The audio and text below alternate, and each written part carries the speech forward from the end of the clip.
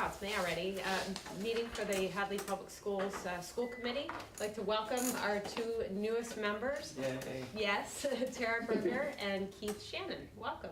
And Humera will be joining us soon. Our first item, reorganization of the committee. So every time annually, actually after we have an election and we bring on new members, we reorganize the entire school committee. Sometimes it stays the same, sometimes we have new folks come in. So the first would be chairperson, then we have vice chair, and we have some subcommittees that are across the five of us that we divvy up across. We'll start with election of chairperson. Is there a motion to nominate anybody to chair?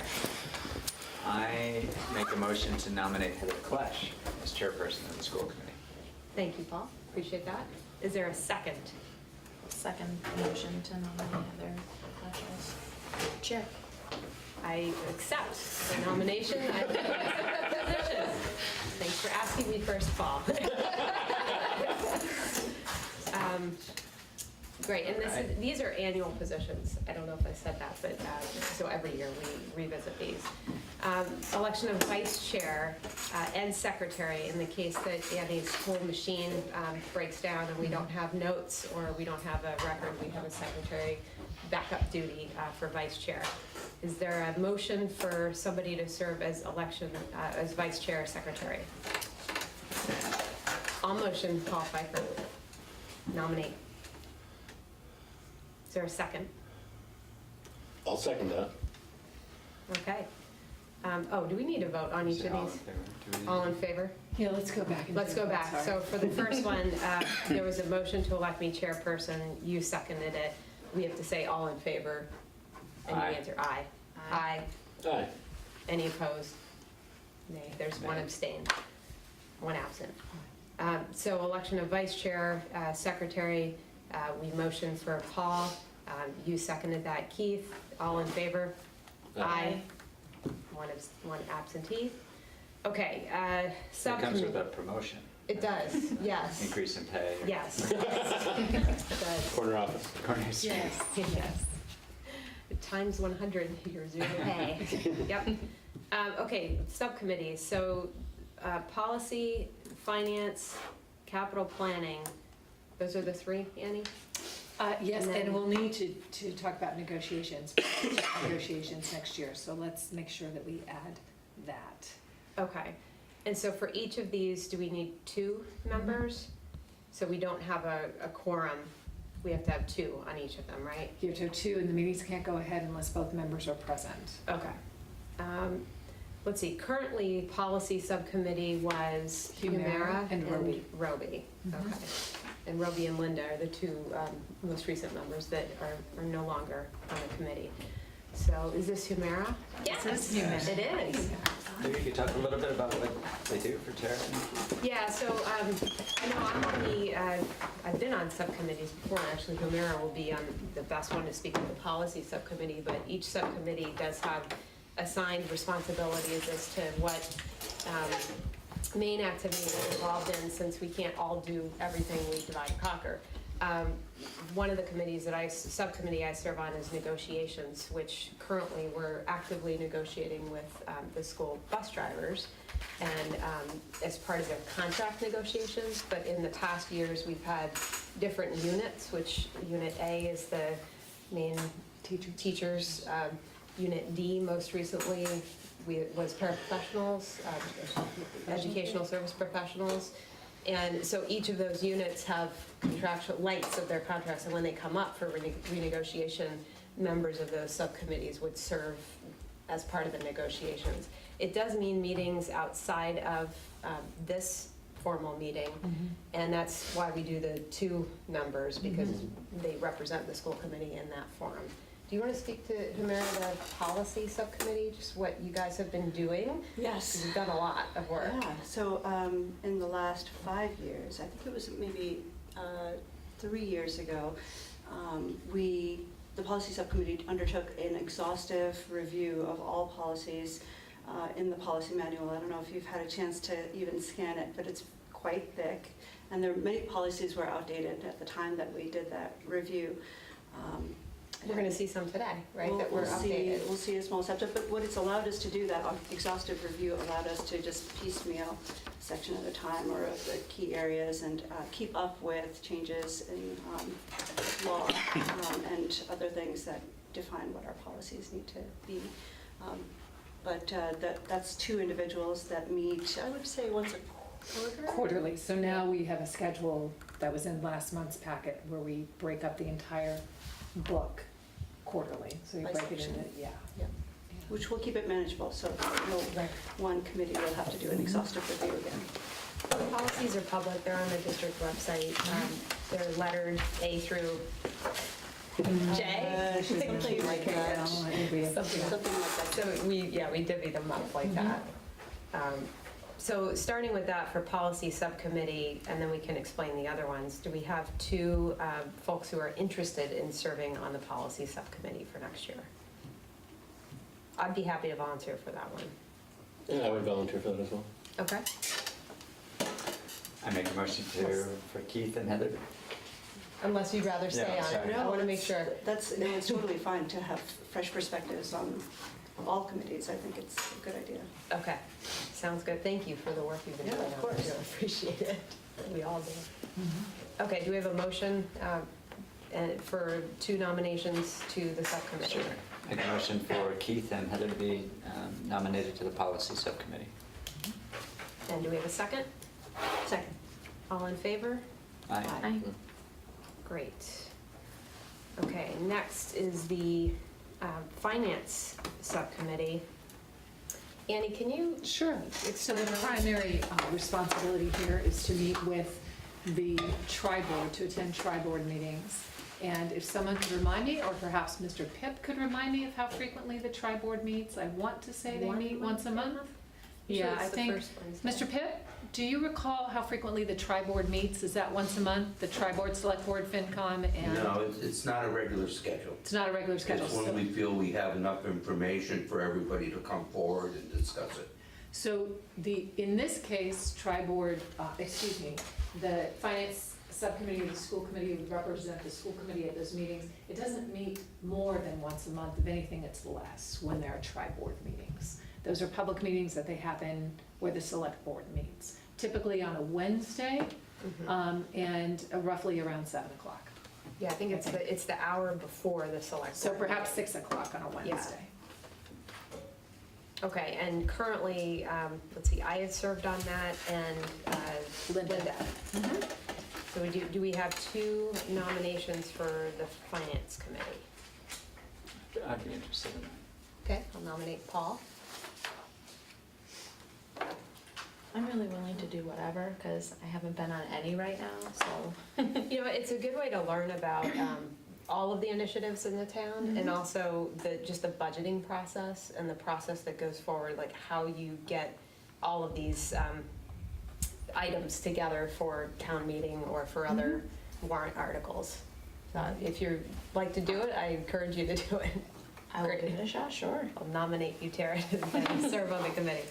All right, so all in favor of Tara? I'm sorry, I had a motion from you for both of those people, so Can I do we get that? a second? No, I'll second Oh, that. sorry. Yep. We have a Oh, second you're on the- Paul's as well? Second on Paul. Okay, all in favor of appointing Tara and Paul to the Finance Committee, say aye. Aye. Aye. Aye. Okay, Capital Planning Subcommittee is next. Paul, you're on that one, right? Yeah, the big Yeah. thing is the fields, you can speak to that. So there's a couple things going on. So basically, these are the infrastructure that we're working on, redesigning a plan for the athletic fields out here. A couple things on the list. We're hopefully going to be implementing a new HVAC system for our elementary school this summer, putting in air conditioning. So that's the kind of things we do. On the list, the girls' locker room here needs to be redone.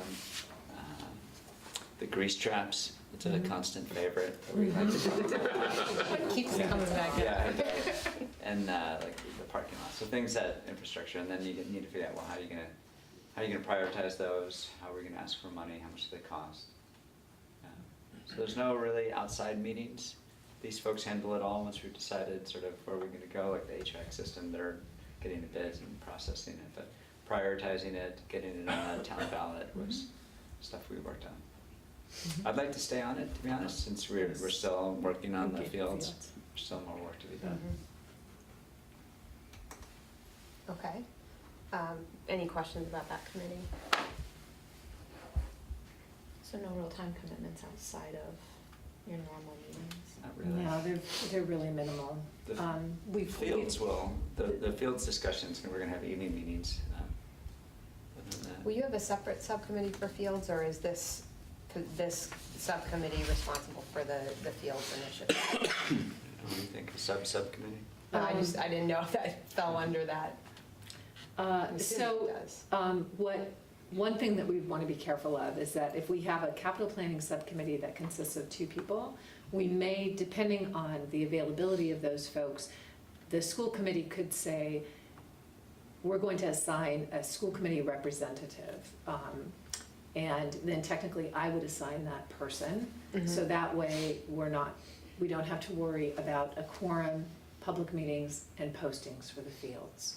The Got it. reason I say that, so when the superintendent appoints a representative, a school committee representative to the group, when it's my appointment, then the public meeting requirements don't apply.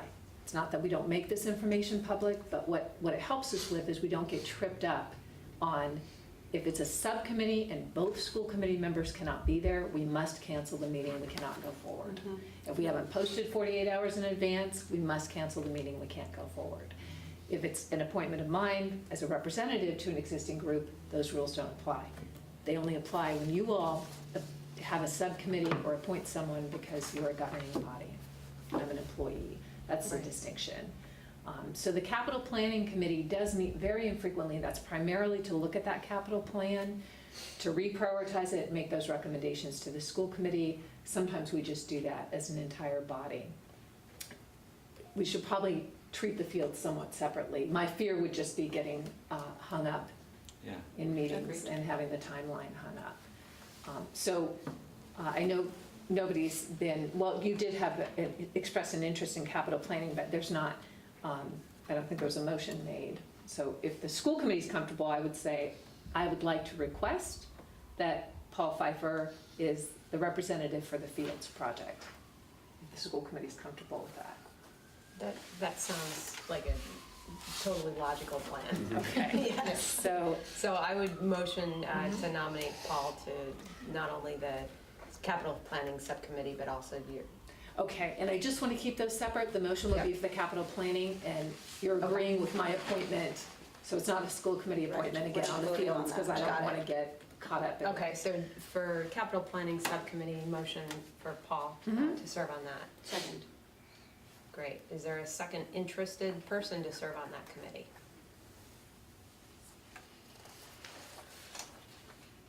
Crickets. I mean, this is one where, if you're gonna have one where there's only one of us, that probably, It'd probably. fixed subcommittee is probably fine. Okay. I mean, Yeah, that's. The next one's probably, once it gets going, probably take more time.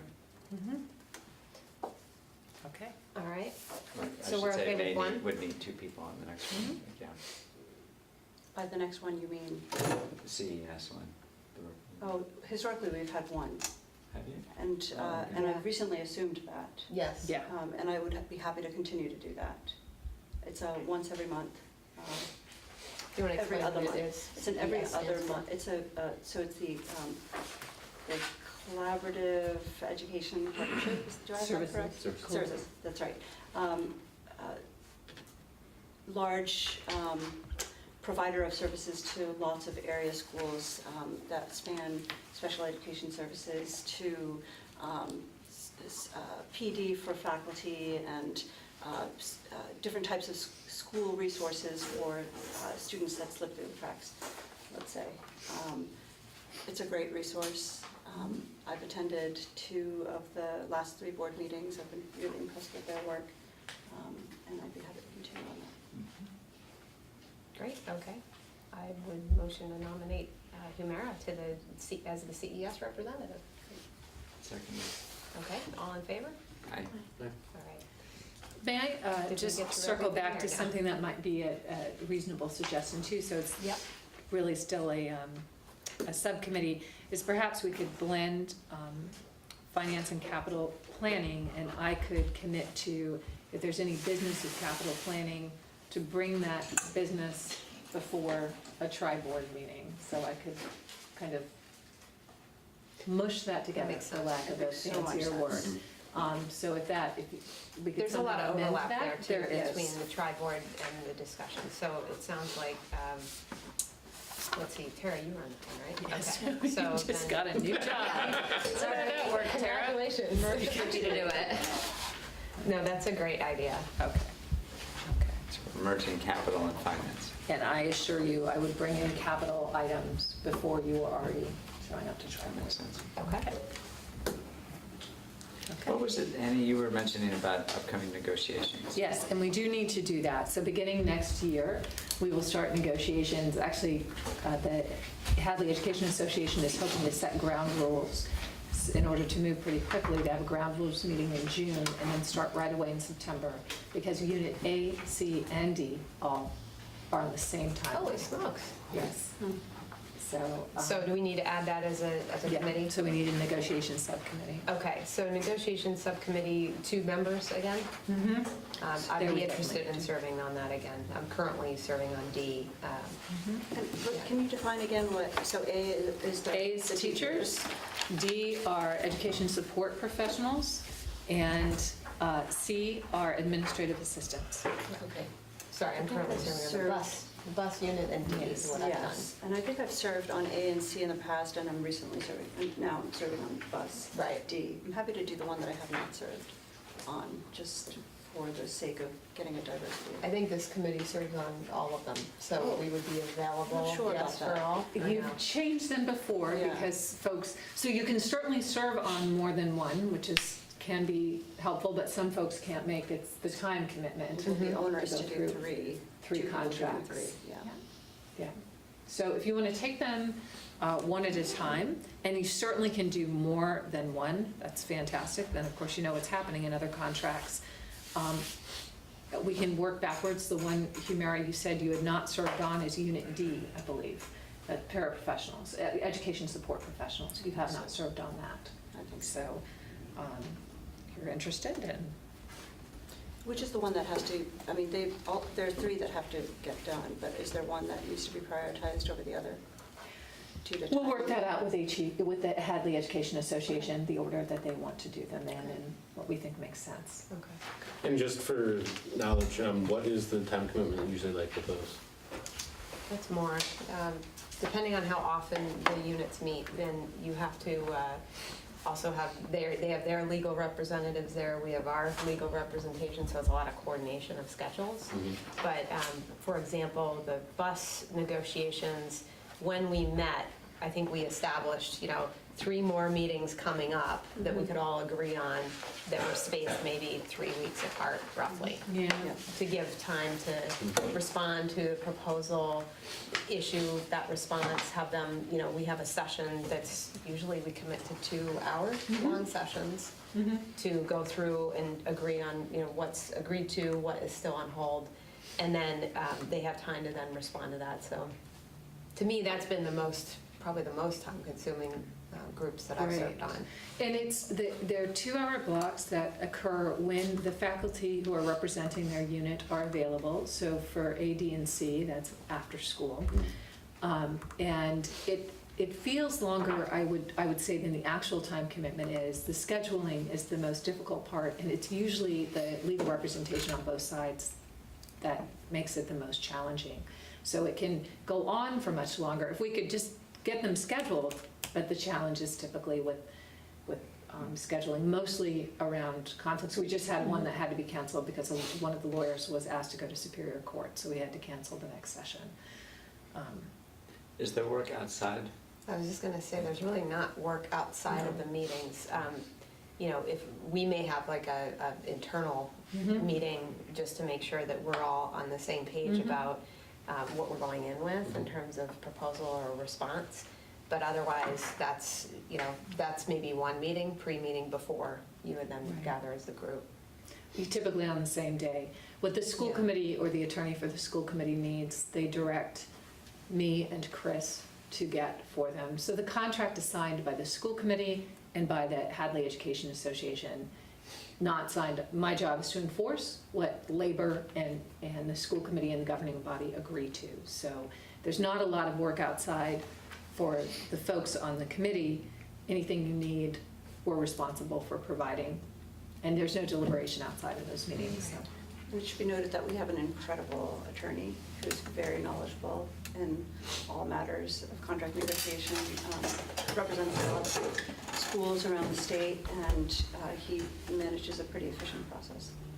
So the research piece is that's not really in our hands. You guys bring that to the table in terms of what other districts are doing and what comparable pay rates are, bands and so on. And what the implications of a certain decision might be. Mm-hmm. Yeah. When did you say these will start next year? Yes, the hope of the HEA, which makes sense, is to set ground rules in June so that if there was any information the school committee wanted gathered, that we would be gathering it over the summer in terms of comparisons, regional comparisons around contract language, around compensation, around benefits, whatever that is, and to hit the ground running in September so we can get them. The goal of the HEA, which I agree with the president said today, is to try to get this squared away before the FY19 budget is submitted. So he's confident and eager to get things for all 3 units wrapped up as early as budget season in January. Wow. Yeah. I'd be interested in Unit A. I'd be interested in Unit A as well. That's one I have not served on. We need 2 for C and 1 more for D. I'd be interested in C. Thank you. I will do D. Thank you. And I just need, somebody gets to double up on Unit C. So can I get, That's the admin. that's the administrative assistant. I can do that one. Okay, Yeah. thank you, Heather. I think I've done that one. So I have Paul and Heather for Unit A, Keith and Heather for Unit C, and Humira and Tara for Unit D. Great. Okay. Fantastic. Thank you. Okay. And then lastly, signers for bills and payroll. Chris, do you want to speak to that? Yes. We need 3 people to sign, and then we need alternates. I also have a request that we can do our very best to sign them quickly. What happens is if we can't send a complete signed warrant to the town hall, they will hold up the checks. And if checks are held up, then bills aren't paid on time, and that's not a good thing. So what we need is to really, sign them within a couple of days after they're sent out. That would be incredibly helpful. Basically you get a PDF of the warrant, and it will show all of the expenses that we've had for that particular week. And it's a program that we use. It's an online program that you can then just electronically sign. We automatically get an email saying that so-and-so has signed the warrant, and once it's completed, then we get it back. Until it's signed, we cannot get kind of an unsigned or uncompletely signed version back to us. So there's no such thing as sending a mostly signed version to the town hall. It's all or nothing. So that's one thing that I ask, is that, if everybody could please, I never tried it on my phone, but I would imagine if you have school email on your phone, you can probably do it there as well. And Yeah, Yeah. I've done it on my yeah, phone. yeah. And it really, Okay. honestly, it couldn't be much easier. The new system, Now, yes. back in the olden days, we'd have a key and we'd have to go to the superintendent's office and sign it over the weekend, and then you'd get chased down for it. But now it's super simple. That being said, I probably get 3 times as many emails as the olden days, so I've been a culprit of being a late signer, but Well, I'm happy to stay on as a signer. I've done it, I think, since the beginning. And honestly, for me, it's a good way to kind of see, with the bills piece, where the money's going. Things are organized at the end, usually by category, so you can see when we're talking about tuition, like vocational tuition or special ed tuition going up, you actually see how much is being paid. And then on the alternating week, you sign off on the payroll. And so with that, you're signing off on all of the salaries and staff and any stipends or, extra on that. So it's good to just give you a sense of where the money is going. Then when you're involved in budget discussions and other financial discussions, it's just a good grounding. When it is electronic now, it's definitely, you get an email saying it's there. You can go in and access it, scroll through it, and then you actually digitally sign in on your screen, which is kind of nice. Yeah. I think I'm an alternate now. I'll be happy to be a primary. Okay. I'd be happy to be a primary too. Okay. So motion for myself, Paul, and Tara to be primaries on the signers. All in, do I have a second? Second. Yeah. Okay. All in favor? Aye. Okay. Okay. So alternates, there's really only two Two, people left. yeah. Yes. We have 3 Happy to be an spaces. Yeah, I'll be an You guys will alternate, be yeah. all. Okay. Okay. Are we all reorganized now? We're reorganized, thank you very much. Okay. All right. So now approval of minutes. So the March 27th, 2017 minutes were sent. I think only the three of us can. No, everybody can vote, you can. Jenny Tate's clear about that, you're just, everybody can. Perfect. Motion to approve the minutes. Second I'll it. second that. Okay. And we don't need to vote on that, right? No, actually you do, so you can take an all in favor. All in favor? Aye. Aye. Okay. And if you guys ever have questions about the minutes, you can bring them up at the meeting usually. So tell me, Annie, if you're not at the meeting, are you supposed to abstain from approving the No, minutes? you can absolutely vote to approve the minutes, you Okay. can. Cool. All right, adjustments to the agenda. Do we have anything outside of any new topics, late breaking? No, I don't have anything, we don't have anything to add, right? Did we get all your votes? Oh, the policy, the change on that policy, but we do have policy on here, so. Okay, I'll bring it up then. Yeah, we can bring it up then. Okay. No Great. adjustments. Okay, presentations. We've got a lot tonight in discussion items. And so we're going to start first with fostering gender equality in Hadley Public Schools. These are students and Ms. Kabuka. Yes. Thank you, Ms. Hanson. Yep. So hi, I don't know all of you because I know a couple of you are new, but I'm April Camuso. I'm the English chair here at Hopkins. These are the two students I brought with me. This is Miranda Pitta and Margaret Mahalik, if you guys know them or not. But we're here today just to sort of share with you what we've been working on for the past few weeks in the school and what we'll continue to work on. Our students recently had a sit-in a few weeks ago, our female students, to express some of their concerns around gender equity in the school community. And so after that, we got together with Dr. McKenzie here and had some conversations about how we could help our students to voice their concerns in a productive manner. They have some concerns about the school community in general, and they want their voices to be heard. So it's our goal to sort of help foster that so that they can achieve some of those goals. So some faculty members, Ms. Lanham too, next to me, in addition to some others, and many more students than these two, have been working on that, and we will continue to do so. We have some short-term and some long-term goals. So one of our short-term goals is relevant to you, which has to do with the dress code policy. So we're working on making some suggestions for revisions that we'll come back and bring to you after we've had some of those conversations. And then a longer term goal that we have is working towards a social norms campaign. So we've hired someone, we're going to be hiring someone who works in marketing to help us develop and put together a social norms campaign that hopefully we can go into the next school year with, so that we can sort of change some of the current norms in the school, and that would involve students and faculty and staff and men and women. A lot of the conversations have just been with the female students so far, but we do invite and encourage the male students to come as well. So we're going to continue to do that to try and sort of foster that inclusiveness, because men are allies as well. So we're going to try to kind of build that if we can. But we wanted to bring the discussion to you. I chatted, so I was there earlier with the faculty today and let them know a little bit about it. Still kind of a work in progress, but we do have some ideas and some goals, and so we wanted to stop by and let you know. And if you had any questions of myself or the students, feel free to ask now or later if something comes up, or you could always email me if you had some ideas or wanted to talk about it. But if you have anything now, we're here to take questions now as well. Yeah, I would ask the students, so what do you see as the biggest impact that you'd like this initiative to have? Or some of the impacts? I was gonna say, that's a big question. Throw it out there. I think what we'd really like is to like eliminate almost all the sexism, hopefully all the sexism throughout the school, or inequality for like both race and gender. Yeah, to change the attitudes of both students and faculty towards, gender roles and things like that.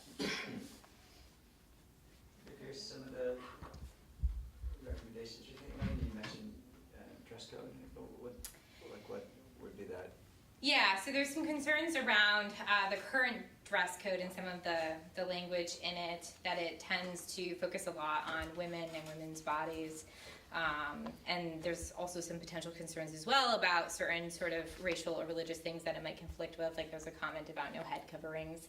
And so there's some different things that are concerning. And that's one of our shorter term goals. We're also looking at, some other ways to work with communication for students and, larger ones about trying to involve not just in the school community, but the families and the parents as well. So we really kind of want to look at it as a whole broad spectrum, because what they experience in the school isn't just, the school, it's a larger community as well. And so we really want to try to work together as a whole community. Now, is this something that you envision happening just at Hopkins or eventually trickling down into the elementary school as well? I don't know.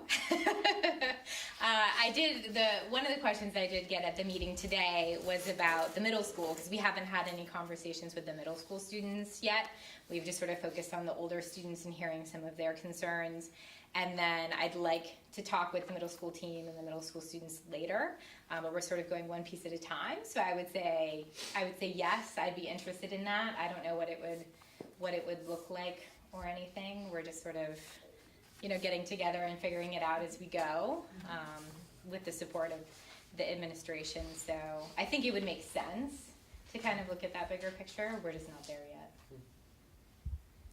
What do you think are some of the biggest obstacles? Well, besides society, which is Miranda and Margaret, you can change society. Yeah, too. they can. It is an obstacle, though. Yeah, society's hard. I think, I guess what I would say about the school community in the town is that it's very sort of focused in tradition and how things are done. And so I guess personally I would see that as an obstacle, but also a place that we could really tap into and work with. But sometimes change, can be really hard, and in this town in particular, that can be a bit of a challenge. So I think that's also maybe one of the things. And I think too, if we really want to see a change made, we need to get more of the male faculty and students on board as well and participating in a lot of the decision making and the discussions. And that's a bit of an obstacle. We had one male student come to one meeting, but I think when he saw that he was the only one, he didn't really come back again, and he didn't really say a lot. So trying to sort of, we did have a male faculty member, Mr. Stunnick, back here now that he knows, also volunteered to go. I think trying to really get everyone together will be an obstacle, but hopefully we can make that happen. This is such an important thing to tackle. I really commend you for taking up such a big issue. The timing is really right for society at large, and the fact that you have a small community, it has its complicated aspects of it, but it's accessible. So, and people really do care. So I think you have allies everywhere who are willing to support you in this work. Yeah, and our students have been really great. Like I said, these are just a couple. We have a lot of them who've been coming to these meetings and voicing their concerns and their ideas and what they want to see, and so they've been really great so far. Other questions? So you all are going to work on this further, and there might be proposals back to the school? Yeah, committee? yeah. So I will say that we have received the information from the person who's going to help with the social norms campaign. It's very affordable, so we look forward to having that kicked off and signing that contract quickly and turning that around. And then I would just also echo what the school committee has said. I'm appreciative of what you're doing. I'm impressed. And I often say that one of the reasons I really like what I do for a living is because not a lot of people get to go to work and be inspired by others and be inspired by the people they're supposed to lead. And there are countless examples at Hopkins Academy and at the elementary school where the faculty, but even more so where the students inspire me. And I really mean that. So when I see the amount of courage that it takes to confront something that seems intractable, like as Ms. Camuso said, you're just gonna change society. I mean, to echo somebody recently, how hard could that be? You're just going to change society, but I don't think I would have had the courage when I was your age to confront something that seemed intractable and overwhelming and hard to get one's head and hands around. So I applaud your courage, and I really want to thank you, because it's actions like that, like yours, that inspire me to be better and to do better every day I come to work. So thank you, Miranda and Margaret, and to all of your peers. You make me better, and I appreciate that. And if you want to make a video about it, come talk to me at Happy Meeting. Oh, yes. Thank you. Yes, thank you very much, and thanks for, giving us the preview that this is coming as well. So we'll look forward to hearing from you guys in the future. And if you have any other thoughts or questions, just feel free to email me. I'm happy to respond if you go home and you think about it more later. Great, thank you Thank very you. much. Thank you so much. Thanks for coming, too. Okay, Washington DC field trip, fall 2017. Yes, We all want to Miss go. Lana. Yeah. Okay, so I'm Amy Lana. I'm also in the English department here at Hopkins Academy, and I'm here to ask your permission to allow the ninth graders, the current ninth graders, 10th graders, and 11th graders the opportunity to visit our nation's capital next year. It would be a 4-day overnight trip that would also include a brief stop in Philadelphia on the way down and a stop at Gettysburg on the way up. And we would try to incorporate different kind of interdisciplinary connections throughout the trip. So tapping into history, English, cuisine, and kind of a multicultural approach. So that is our goal. Questions? Student travel has to be approved by school committee when it includes late night or overnight travel. Must have prior, so you don't approve every field trip, but you must approve field trips that are overnight. Yep. And usually some of the information we've asked for in the past is how it relates to the curriculum, which you've laid out here, like what types of places you would visit and the types of connections that they would make with academics, as well as the cost, because we also want to understand, how cumbersome or not cumbersome the price of the trip may be in relation to each student. And how accessible it might be, and whether there's a fundraising plan, and it sounds like there is. Yes. What is your target to bring that price down to? So currently it's at $7.19, and that's all inclusive except for lunch. Lunch they would have to find on their own. So that's accommodation, all the museums, everything like that. We'd like to see the price come down $100 at least, because we have several different fundraising approaches. One of them, we would like to look at local businesses to sponsor. So we have a list of local businesses that we would approach and ask for sponsorship. We also would try to do a car wash on June 10th, potentially, and a bottle and can drive, which is particularly advantageous at this time of year since it's graduation season. So there should be lots of bottles and cans for collection. So I'm just curious, this is during school? Yes. And it's all, you invited all 9, 10, and 11th graders? Yes, Okay. it would be, they would have the opportunity to sign up if they would like to go. If they can't go, and obviously school's in session during that time, what are they're coming to school, going to classes? They would just Yeah. attend their regular classes. Okay. And I'm just curious, the other trips we have, we've got a New York trip Mhm. coming up for, That's current 8th graders? yeah. I can't even remember. There's- Yeah, Mr. Beck's there. Oh, thank you, Mr. Sednick, standing in for Mr. Beck this evening. You didn't realize that. I actually Actually, we have one scheduled for the trip, so. Oh, there you go. There's Nicaragua that just went on, They They just, were. just Mhm. and then there's a Europe trip. We just came back. They just came back. Caruso can speak to that. Yes. Yes. Is there another trip? I'm just The curious. seventh grade nature's classroom? Nature's classroom. But It's for high usually in school, June. this is the only upcoming one, correct? And so, no. The only upcoming major trip. There's another trip There's next year that you guys approved to France. France. And Senora will be coming before the school committee. I believe she's hoping to do another service learning trip as early as next year possibly. Okay. Are those Or typically is it done over? 2019? 2019 Thank you. Guatemala, yeah. Okay, so year after next. Are those typically done over the break, though? I'm Yes. just trying to think Yes. of, you know, Yeah. to your point, not everybody is gonna be able to go, to afford to go on No. all of these trips. And obviously, when they're held over break, it's easy to deal with, you do your own plans. But when you're the one here left at school, you know, Right. Well, this is consistently. partially over the weekend, Yeah, so yeah. there'd only be, I believe, Thursday and Friday. I have the tentative schedule from our representative in DC. So yeah, we would potentially leave on Thursday and we would return on Monday. So it would be over the Saturday and Sunday as well.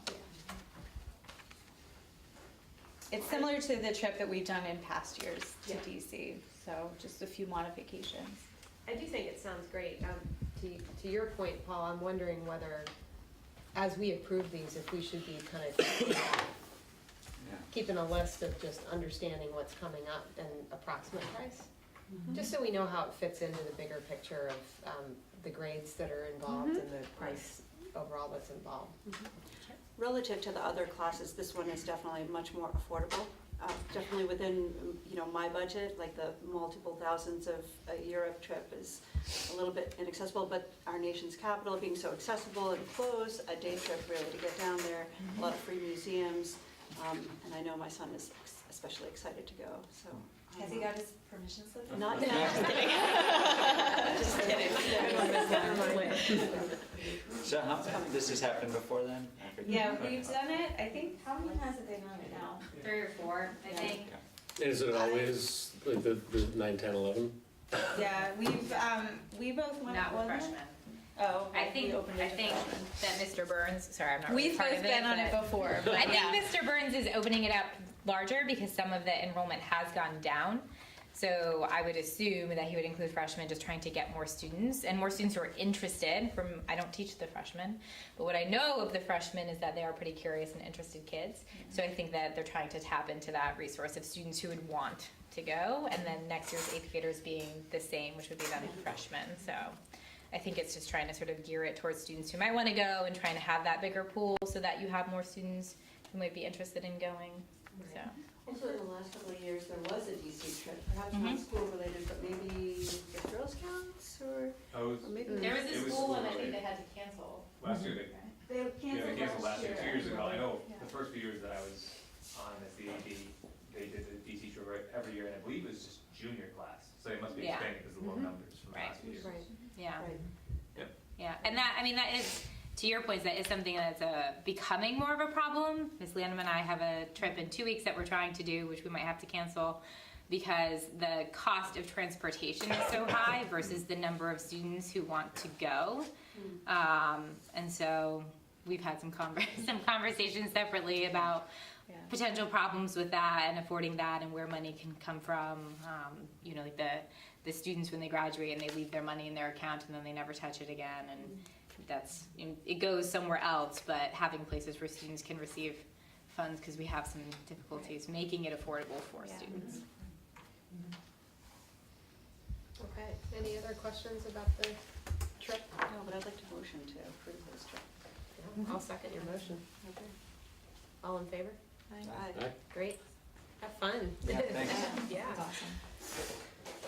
Okay. Oh, sure. Doing Sorry, Hi there. Good evening, everybody.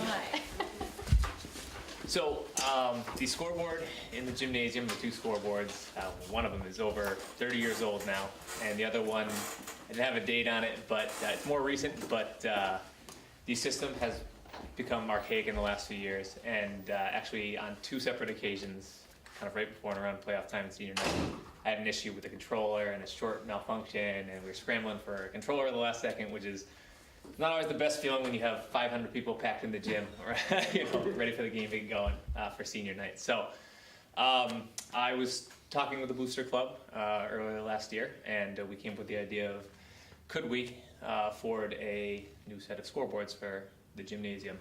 So I started doing research, consulted with other athletic directors around the district, consulted with a gentleman who works up in athletics up at UMass campus, and ultimately came up with Nevco as the best spot to land a scoreboard for the school.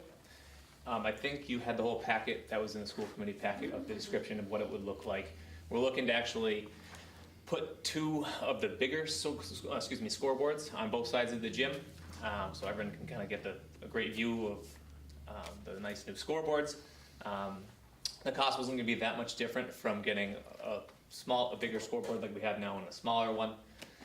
And I talked to the Nevco representative recently and was able to get them to not only, he realized that they could put one receiver, because if it's a wireless system we're looking to upgrade to, one wireless receiver for the shot clock and the scoreboard on one side and one on the other, instead of 2 receivers, one for each unit on both sides of the gym. And that saved almost $1,000 there. And on top of that, I asked if there's any way they could help us out a little bit more, because we were actively seeking funds and we're quite there. And they graciously came down another $1,000 on their price. So the only thing that's not in the packet is the most recent labor estimate that they gave. Originally, I anticipated $2,000 to $3,000, because when I was doing my research and if we had enough funds to make this actually happen, I tried to go high just in case, to $2,000 to $3,000, and you never know what's going to come up when you're doing some sort of project either at home or at a school, right? So they came back with a final estimate of $1,635. Obviously, that's subject to change unless something came up, but it was lower than originally anticipated. So it made it even more likely that it was possible, as long as you approve to get this project done.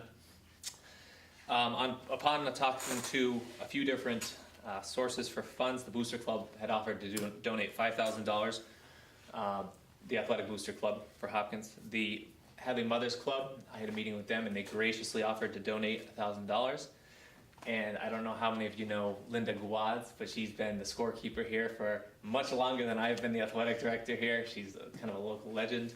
And she, out of her own personal generosity, offered to donate $1,000 to the cause.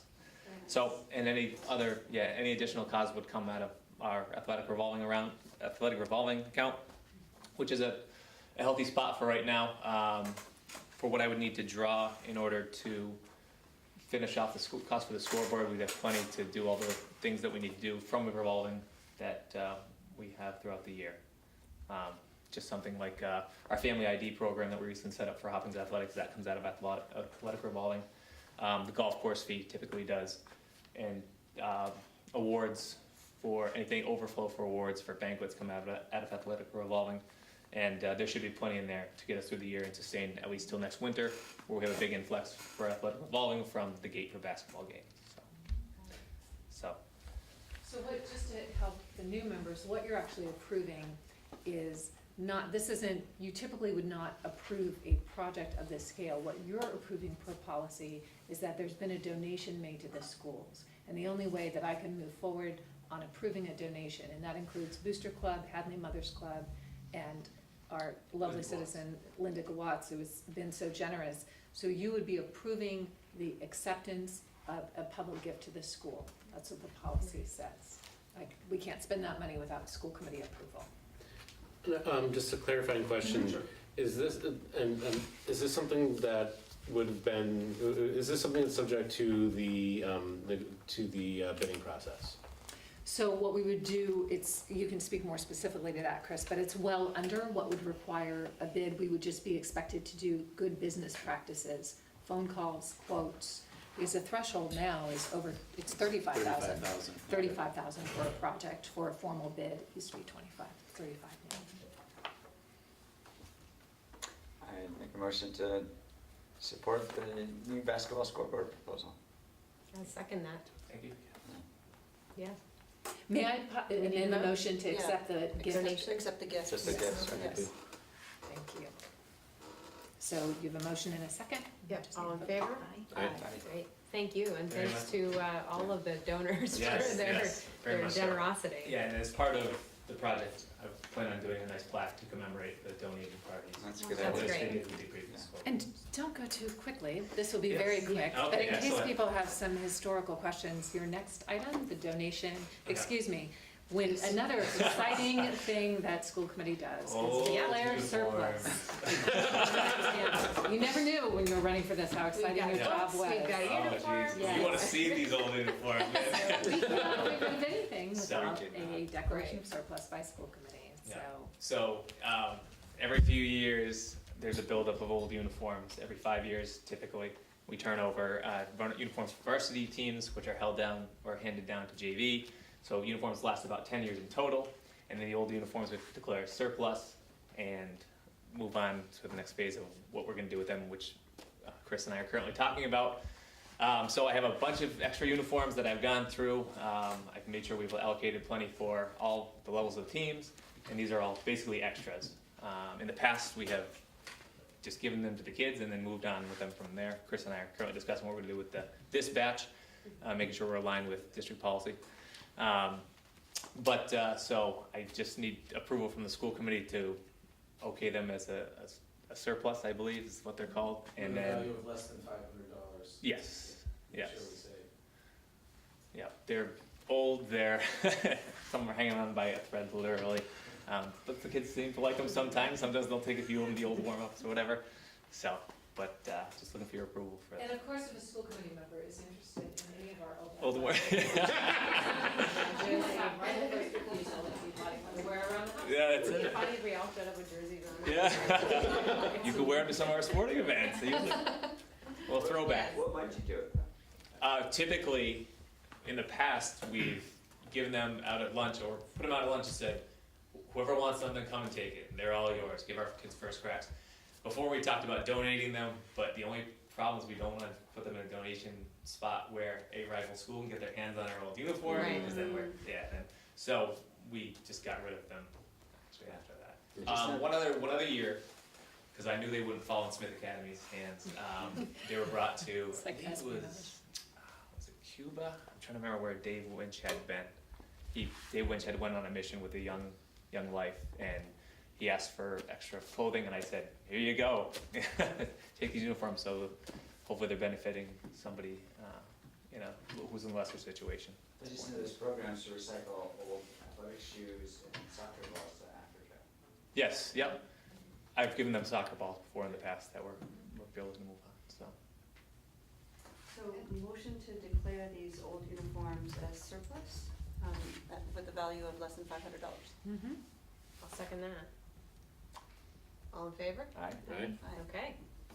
great, thank you. Thank you. And typically what happens with these is that they would, because they were technically the property of the town, they are offered to the town as well.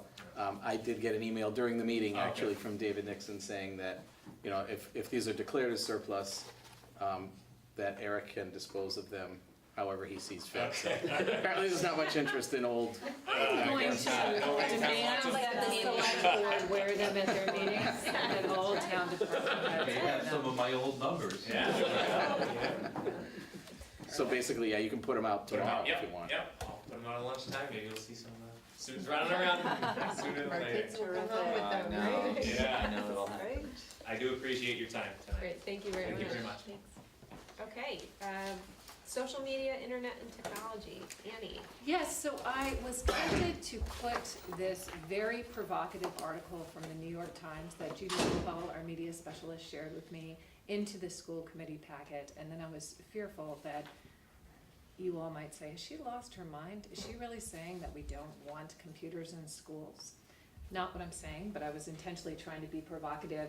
So this article in an op-ed piece called Resist the Internet, I can pass along, I will pass along and even make available perhaps on the district website.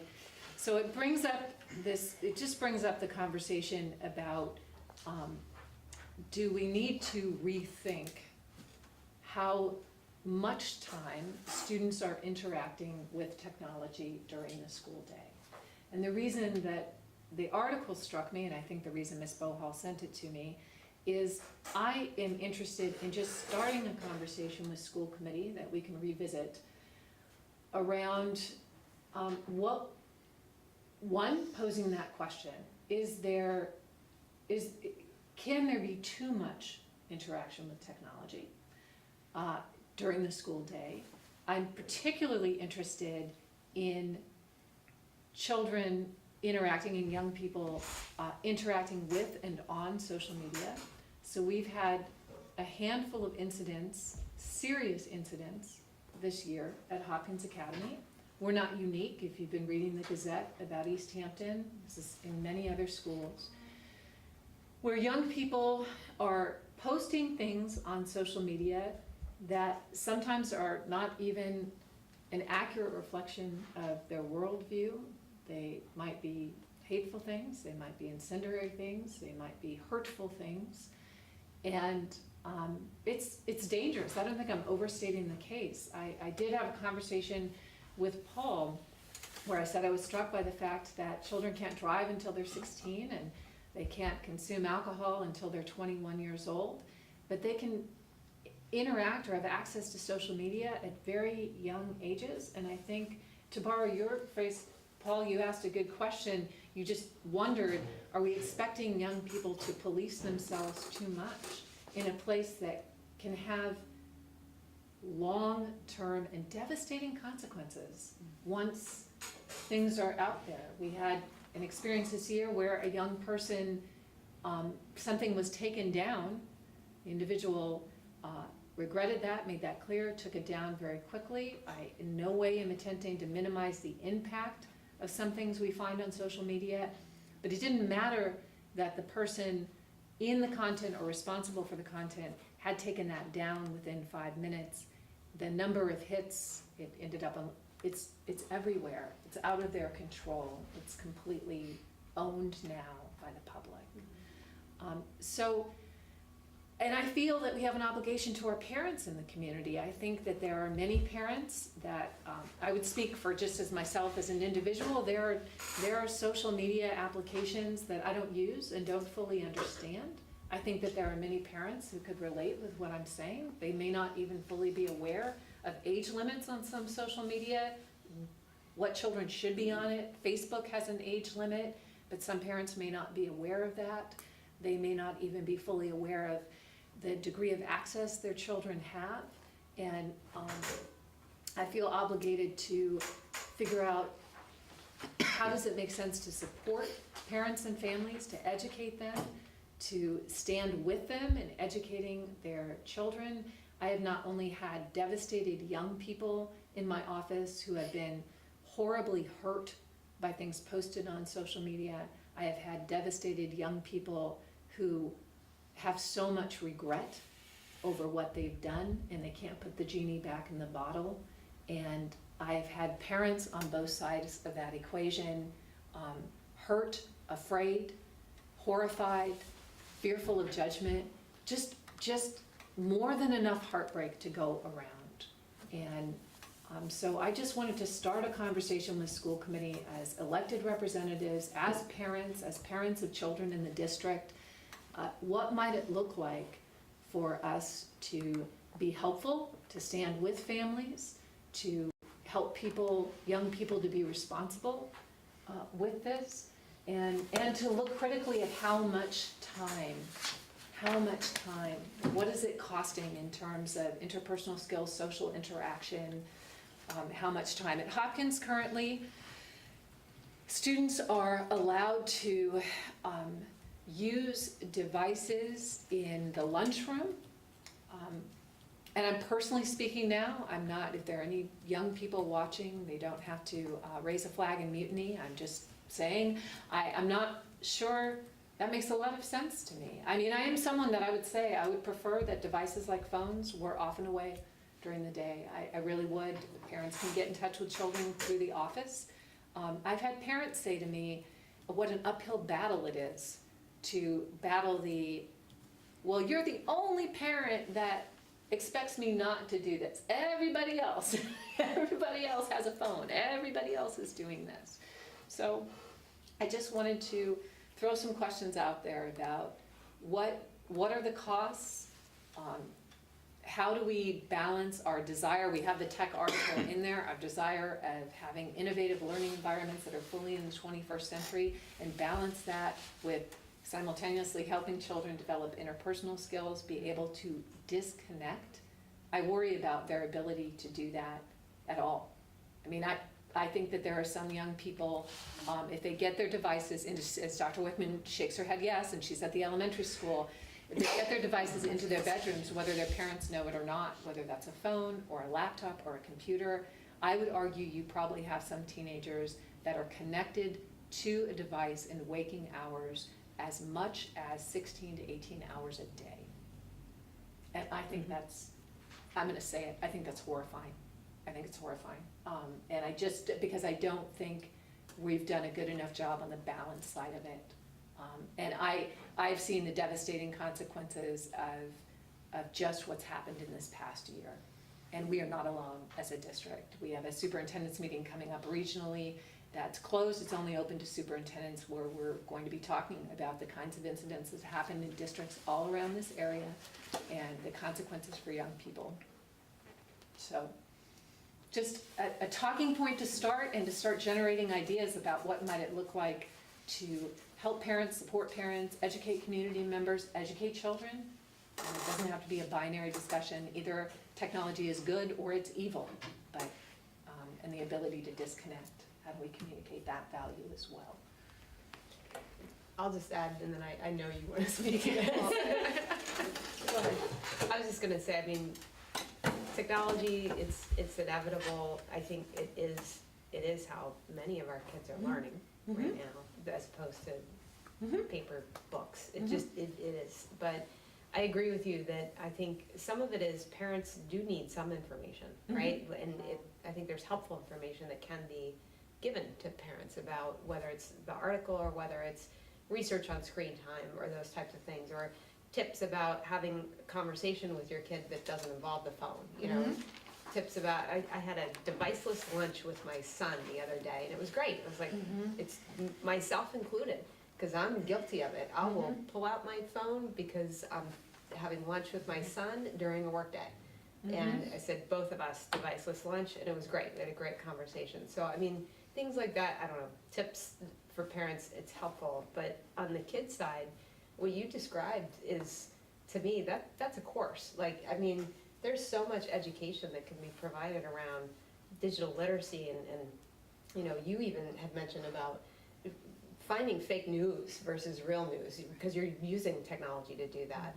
Things like social media norms and the do's and don'ts. I mean, people who have had issues and fallen into those pitfalls, they can speak to, what did you learn, you know, and how can others avoid that? How can others learn from what happened to you? I mean, I think we've all encountered something with our own kids in relation to engaging with others via social media or texting or whatever, that we have had to work through with them. And I think other kids can learn from that. But I don't know if school is the place for that. I would like to think that it is a place for it.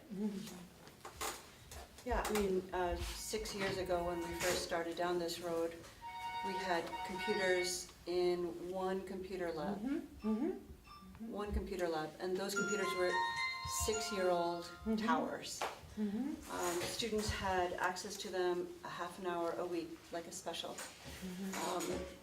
None of our students understood how to do things like create a project in Google Slide or Google Docs, or create a presentation. We've come a long way to getting our students digitally literate. I'd hate to think that our faculty were actually expending the entire course period with the devices in front of the students. If that's the case, then definitely we should be exploring what the utility is of the tool. It's simply a tool, but the teaching itself doesn't go away. And so how the faculty strike that balance is something that we should definitely look at. The last, I would say, 3 to 5 months since the most recent election, I think, have been especially challenging, with people being especially emboldened to do things that are provocative. And it's unfortunate. It's created a lot of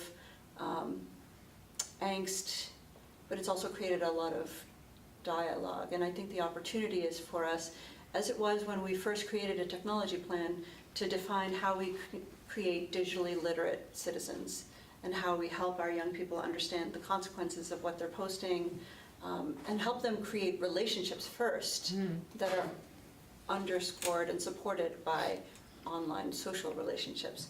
So it's not the tool that's evil, it's the way in which people could use the tool that could be very wrong. And but Hadley is a town of strong ethics, and I think that with that basis, we could create very strong, digitally literate young people coming out of our schools. I'm reluctant to sound the alarms and like get rid of everything, because the fact is this world relies on technology, and we want our students to be able to go out and get the best jobs and opportunities available to them. And if we don't prepare them for that, then it's burger flipping. And not that there's anything wrong with flipping burgers, but we want them to go out and get high value careers. So I'm happy that you're starting the conversation. I would continue the conversation. I personally think that it's important for young people to blow off steam at the high school.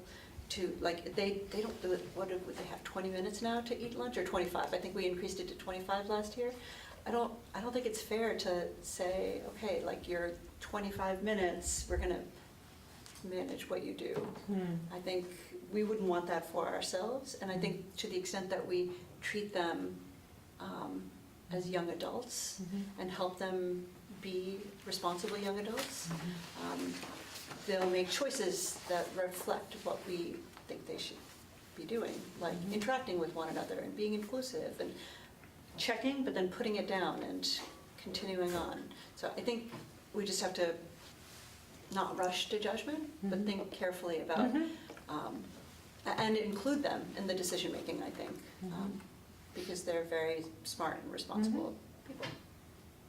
I'm curious,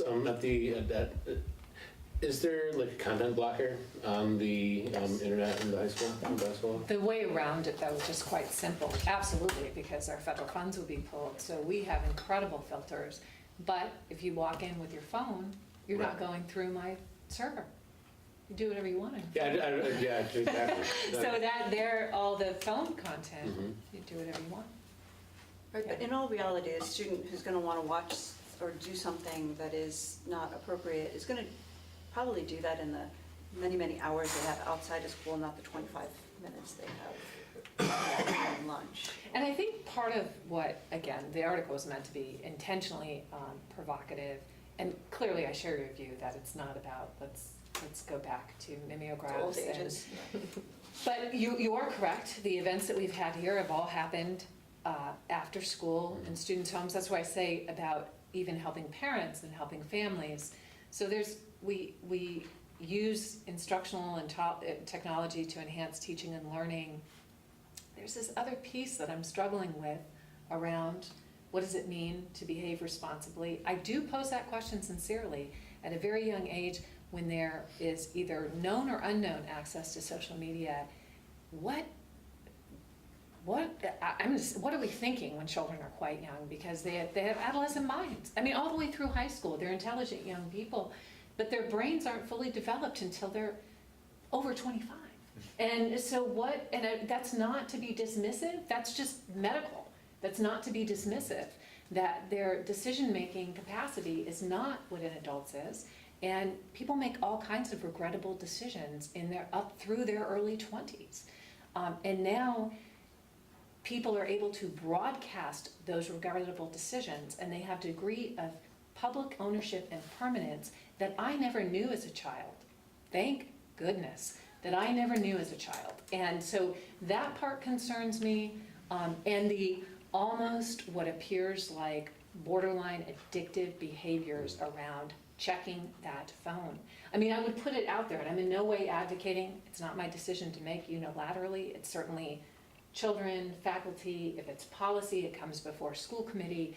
But I have asked the question, what have we become as a society if the idea of not having a phone on for 6.5 hours freaks us out so much? What have we become?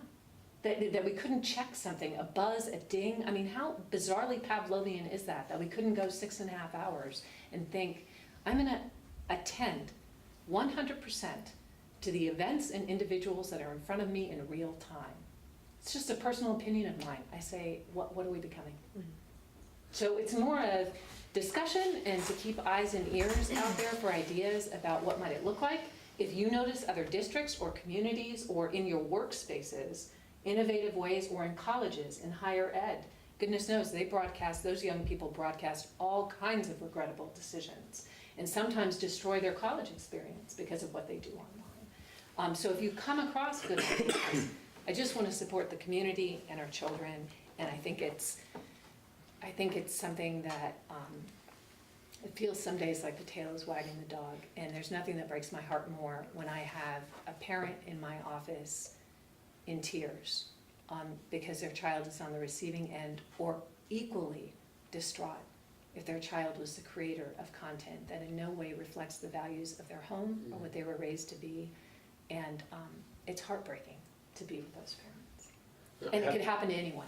Have there been in-services, either inside or outside of school, for students and for parents on social media norms and I don't think practices? specifically on social media norms. We do tackle things around digital citizenship when we talk to students in Sir Simmons' class, in technology, when teachers are using technology. But we haven't had, since I've been here, we haven't had an assembly about it. We haven't, and I was speaking with Hadley PD, and I've also been speaking with Chinese Immersion Charter School, with Hartsbrook Academy.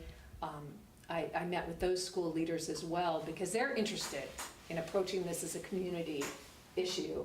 And most of the assemblies a lot of it was around kind of be aware of online predators. And I don't want to dismiss that as not being a real threat. But I'm also talking about this, yes, let's be aware of that, but the threat that children pose to themselves Right. as a result of poor decision-making is kind of new, right? It really is, the degree to which they can really. But I wonder, just thinking about it, like, when you think of growing up, and Annie, you had touched on it, we're all learning and growing with the technology a lot later in life when you've had your values instilled, you're able to be mature in your decisions and make your own decisions and live by what you decide. And, I'm still, every day I'm still amazed that my son, who's only 4, can work a tablet better than myself. And it's just a completely different era that they're growing up in. And so I think sometimes it can be hard as a parent, because I do see adults constantly in their phone all the time. And so, for instance, at my house, my husband and I have a no phone policy, because we found ourselves caught in that trap too, where you're sitting down, your child goes to bed, you're either on the TV, you're on your phone, you're on your computer doing whatever, and you're not engaging with one another. And that's on an adult to adult perspective, and you're influencing and supposed to be a role model for these children. So these children who are already growing up, like, I swear they're being born just knowing how to use the technology and understanding a lot more, and then they have this influence of parents. And I think maybe parents don't, at least from my own perspective, don't always realize just how connected.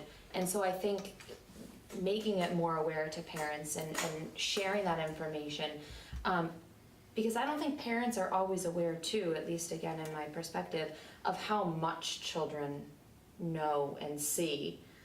There are things that, I'm able to shut myself down, or, the new controversy of the Netflix TV show that came out, I hadn't even heard of it.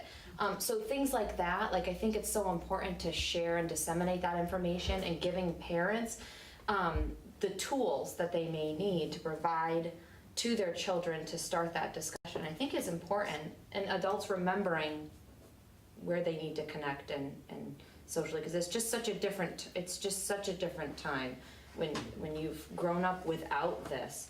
And recognizing the necessity of a tool and necessity of children understanding technology to get themselves through college and higher education, but helping to educate parents to understand the line, or maybe, you know, provide resources or start the discussion too. Right. You mentioned in-service things. I don't exactly know what the definition is of that, but I'm imagining that, you know, like the DARE campaigns where students who were either victims of or were involved in a drunk driving campaign come in and speak to students, and like it hits home in a way. Or some of the more recent campaigns I've seen online of young people who have been the victims of like texting, like a texting accident. There's an especially powerful one that's circulating right now. I can't imagine that we're the only community. I mean, in fact, this has got to be a nationwide conversation that's just bubbling and coming to the surface. So if the collaborative and other area superintendents are meeting to discuss this, and we are more organized as a region than other communities, perhaps it's something that you're creating a proposal for one of those nonprofit public service announcement ad agency organizations to study and create pieces that you can use in assembly and can share through the faculty. I think it's multiple layers. It's, you know, responsible digital citizenship. It's studying the effects on a young person who had no idea how their life would blow up as a result of this. It's showing the impact on a family as a result of being dragged through this emotionally heart-wrenching thing.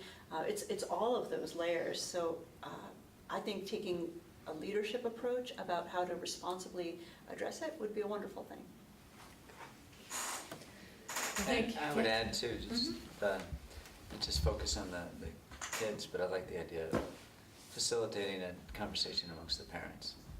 What does it mean to raise a child in a digital age?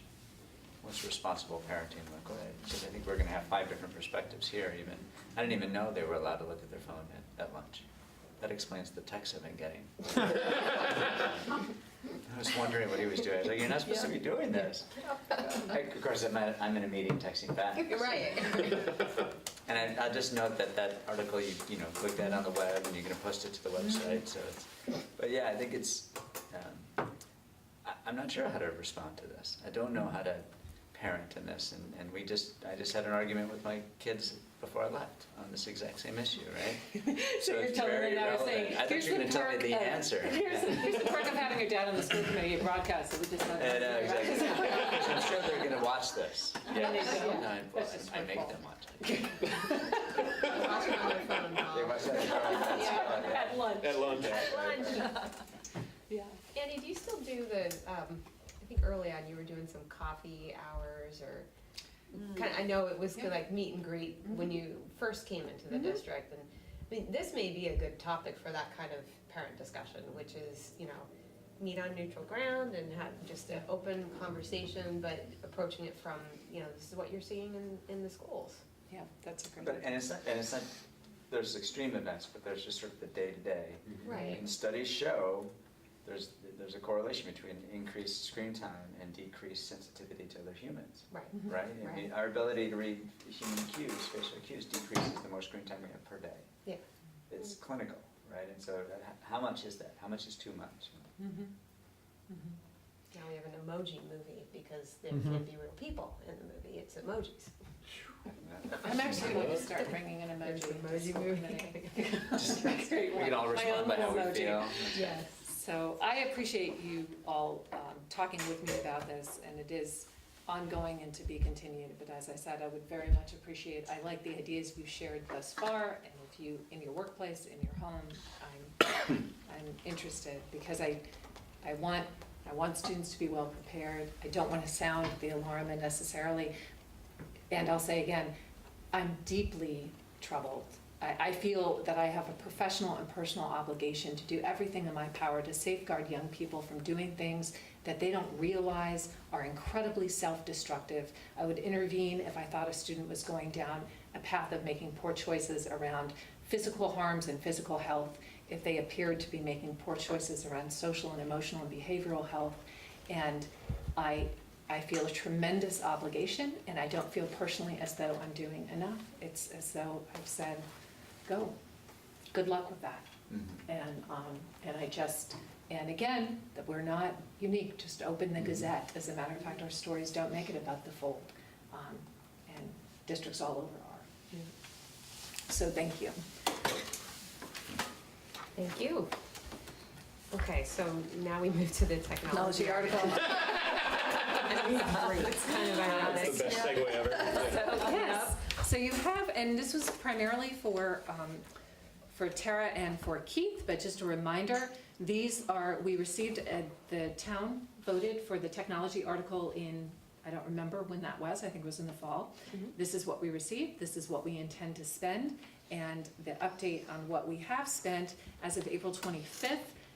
The first purchase has been for Chromebooks and a cart, and that cost roughly $9,000. And an additional, so roughly we've just spent $9,000 of it. Our first thing was to get the Chromebooks that we were going to use for MCAS testing, and then we'll start, we got those and had to get them set up and dedicated them solely to MCAS testing, and they'll be in circulation after we finish with that, and then we'll just keep spending down the money quickly. Mr. Duffy has been very helpful in preparing us for our first MCAS online for grades 4 and 8, which took a lot of work because we don't have a very deep bench, right? So running infrastructure trials, when I say we don't have a deep bench, we've got one guy. Yeah. Which is pretty much the story of Hadley. In any bench you go to, we got one guy or one gal. So it's went well. That's not really part of what she does. Right. No, this is more kind of the networking, the security keys. Right. It went well. I mean, Dr. Wickman can certainly speak to. We've finished up 4th grade ELA. Yeah, we start 4th grade math on Wednesday, and it went without a hitch. And today, as 3 of us worked trying to pack up the physical ELA for our 3rd, 5th, and 6th grades, we were all saying, oh, we can't wait till it's all electronic. Because, I mean, the minutia of packing up all the test booklets, answer booklets, and all the envelopes and everything they want back, and they want it back in a particular way. So 2 hours, 3 of us working on it, pulling our hair out, trying to interpret how they wanted it. So Yahoo for technology on that front. Yes, very good. So that, I just wanted to give you an update on it. And the heating, air conditioning, Chris, would you like to speak to that? Sure.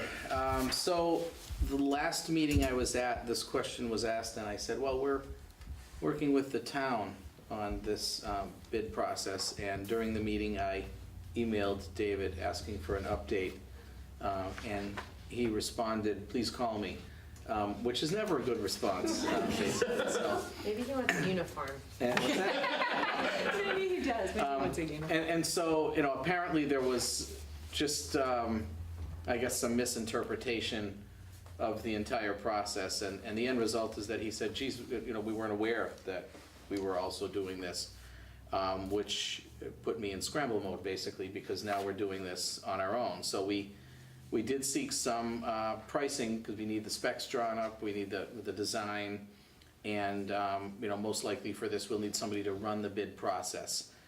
If there's one thing I learned when I ran the generator bid process, it's that I'm not an electrician, and they were asking questions that I had no idea what the answers were. So it's one of those things that I had to do because we didn't have enough money to hire somebody to do it, and I just said there's no way I could do that again, because although it's financially okay to do that, in the end it's not really a good, it doesn't set the town in as good a light when when you're asking questions and the person doesn't know the answer. So we really want to make sure that we have that as well. So we got a couple of prices so far to do that. Well, one told us, sorry, we're busy working with MGM in Springfield and we can't do it. The other one was supposed to have a price to me either Friday or today. I did not get it, so I've emailed him just to kind of give him a heads up that it's today, and we haven't gotten it yet.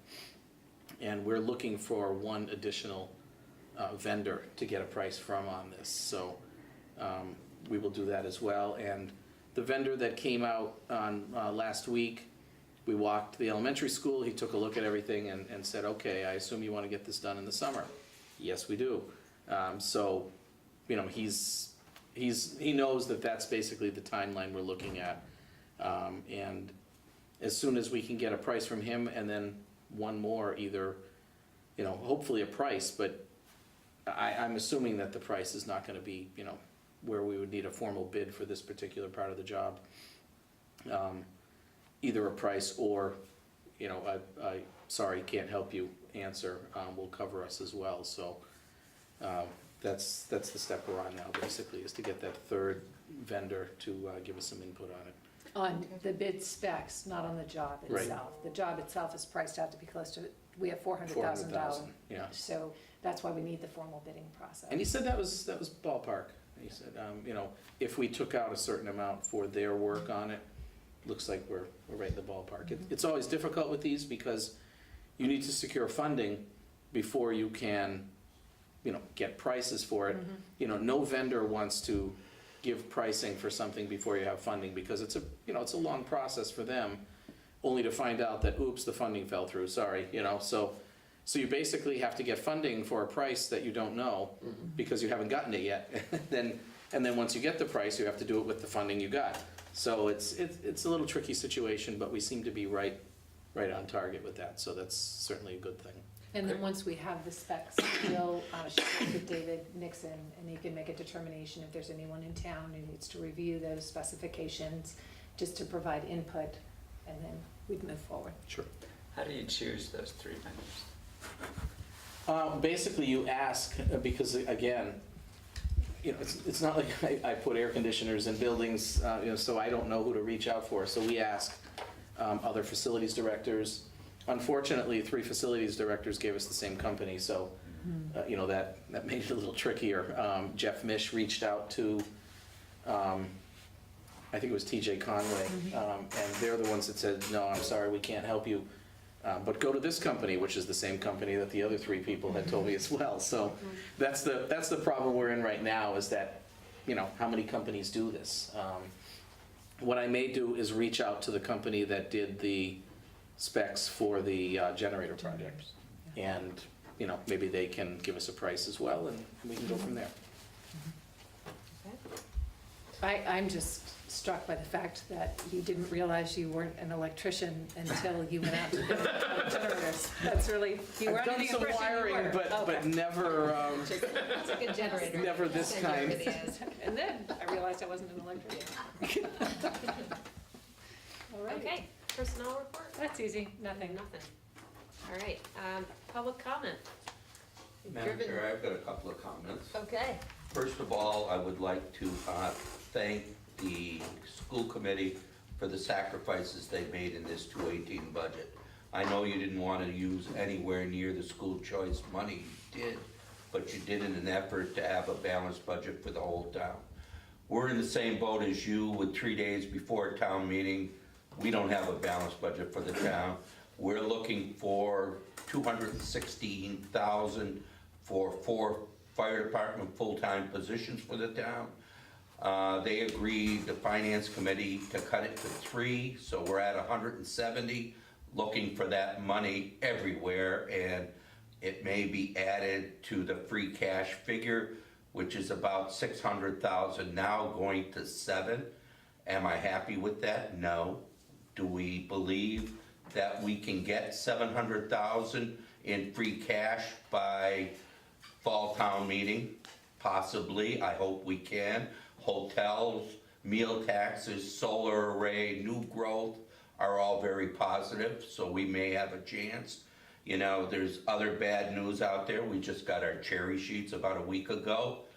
Our receipts are down 134,000 projection, and our charges are up 34,000. So that's not good news. And then we don't know what effect the federal government's gonna have. If that goes through the way they're talking, it could mean $200 million in cuts in education for Massachusetts. And that's gonna affect every town, the 351 in the Commonwealth, some way. We have no idea, you know.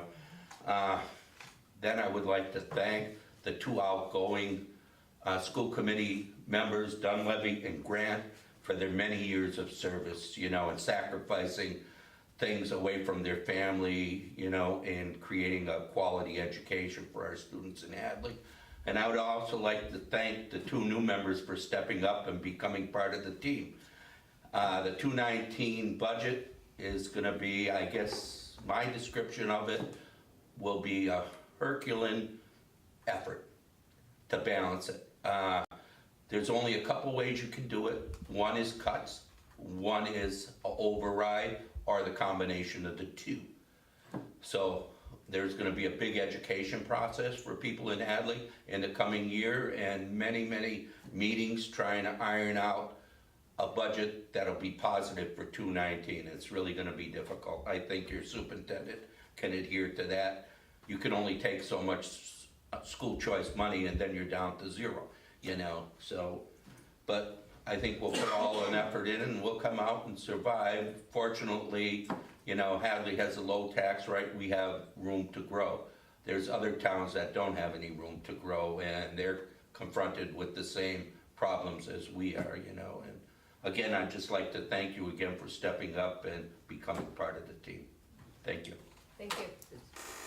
I was going to give a Herculean task, lots of meeting speech in around July, but just, it's all giggles and stuff like some unicorn. You can just replay that video in July. Okay, business manager report. Okay, so, and before I start, I just want to clarify that, when I said there was some misinterpretation on the air conditioning doing with the town, that wasn't on any one side. I think it was really a combination of both sides with some assumptions, and both sides assumed the opposite way from the other side. So, I just want to make that clear because I don't want it to be pinpointed on one particular person or anything. I have 3 reports here.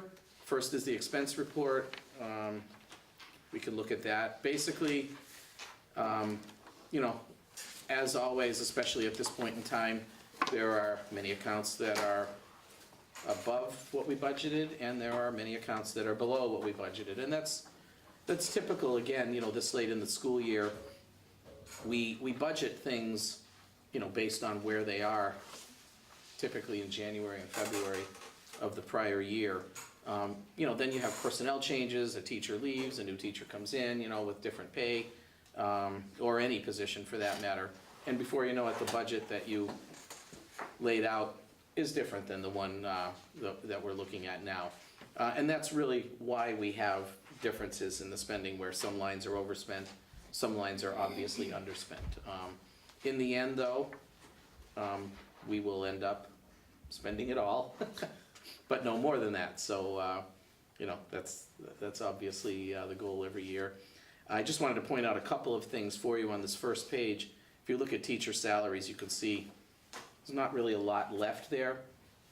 But we also have $565,000 in school choice money that we earmarked for that. So, what I will do is apply that at the end of the school year. So, it looks like we have, about $380,000 there. In reality, we have 380 plus another 565. So, and that's enough to get us through the end of the year. Again, with salaries, it's a little tricky to look at and say, oh, well, we basically have 2 months left, because it's not really the case. What happens is we have 2 months left, May and June, basically. But a lot of those teachers get 26 paychecks instead of 22. So what that means is that the last payroll in June, they get their regular 22nd paycheck, and then they get paychecks 23 through 26 as well. So June is very payroll heavy. That final payroll is very large, but again, we'll be okay with it. What we're doing right now is we're going through the encumbrances. There's not really much on page 1, but as you go through, we've got some pretty large dollar amounts of open purchase orders that we have. What we're doing now is just reaching out to the people who opened them and saying, hey, is this fully spent down? Are you still planning on spending it? And we'll tighten that up as well. And what that does is it'll give a clearer picture as to actually how much money we have to spend by the end of the year. But I have sweated bullets in the past. I'm not really doing that this year. You know, as always, it's always tight. I mean, obviously, we spend it down to the penny, so it's never like we've got oceans of money, but we'll do okay. So nothing really to worry about there. I can answer any questions any of you might have on that report.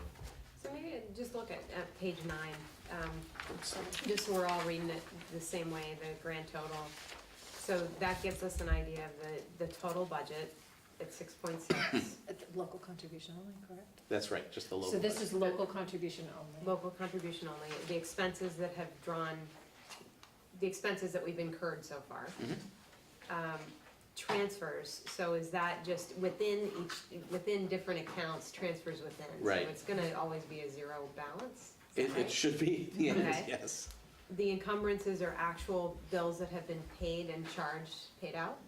The encumbrances are purchase orders that were opened. PO's open, It's okay. like somebody will say, okay, I'm going to buy, you know, a book, or, you know, something simple.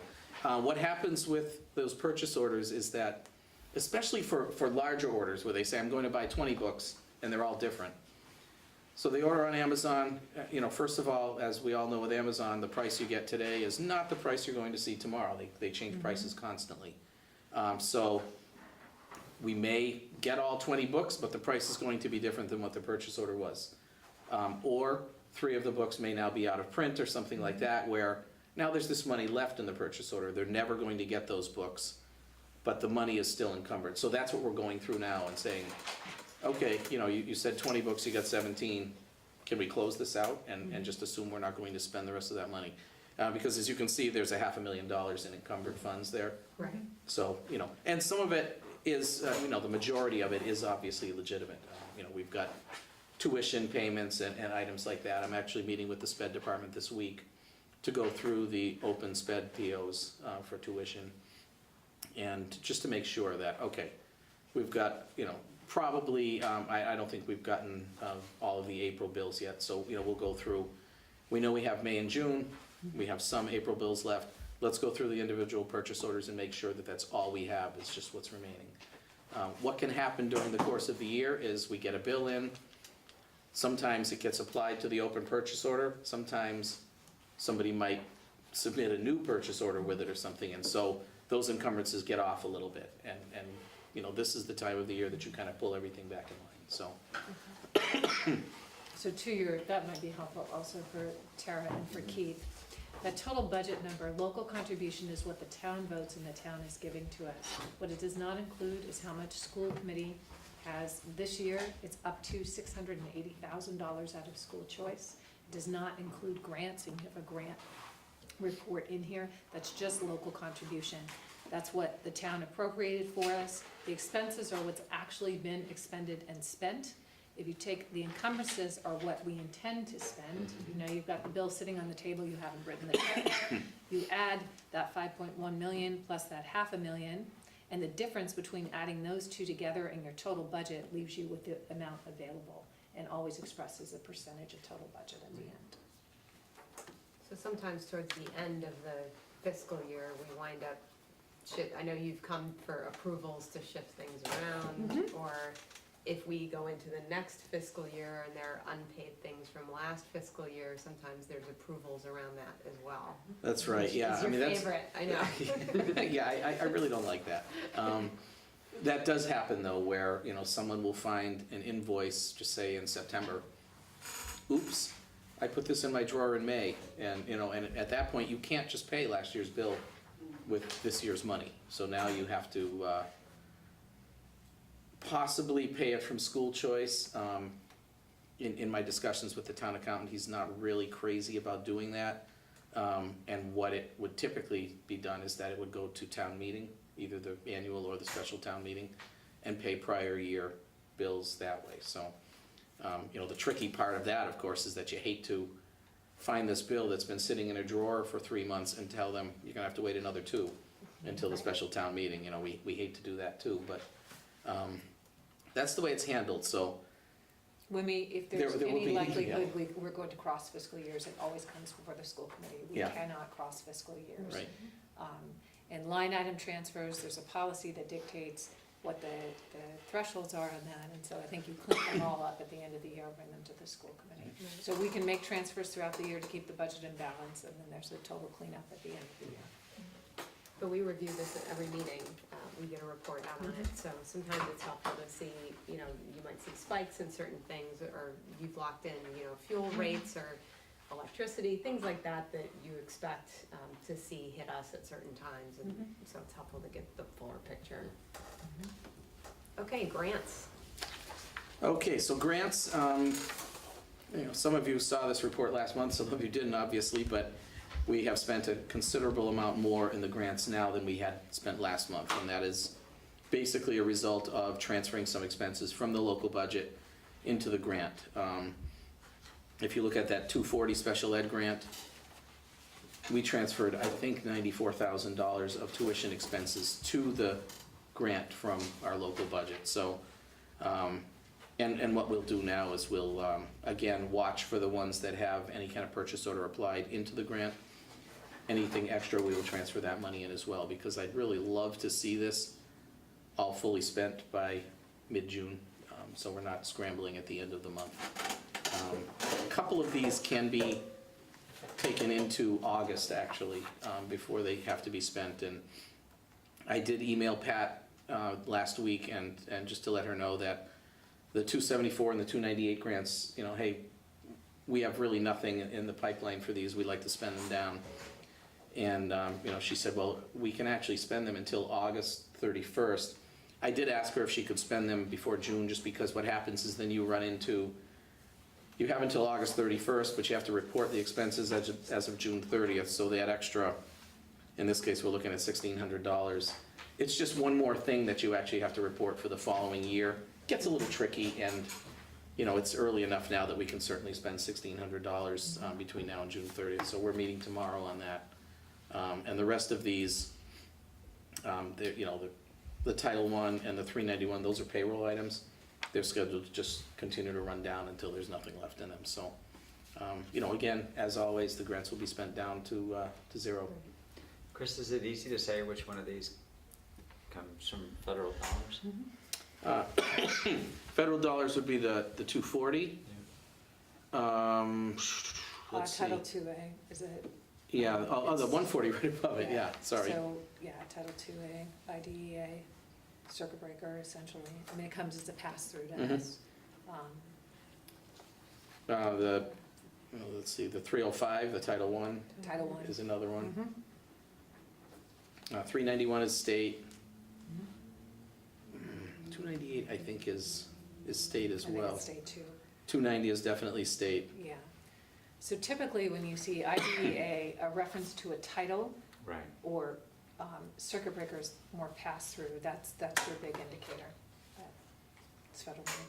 So most of the big chunks are federal dollars. That's correct, yeah. Absolutely.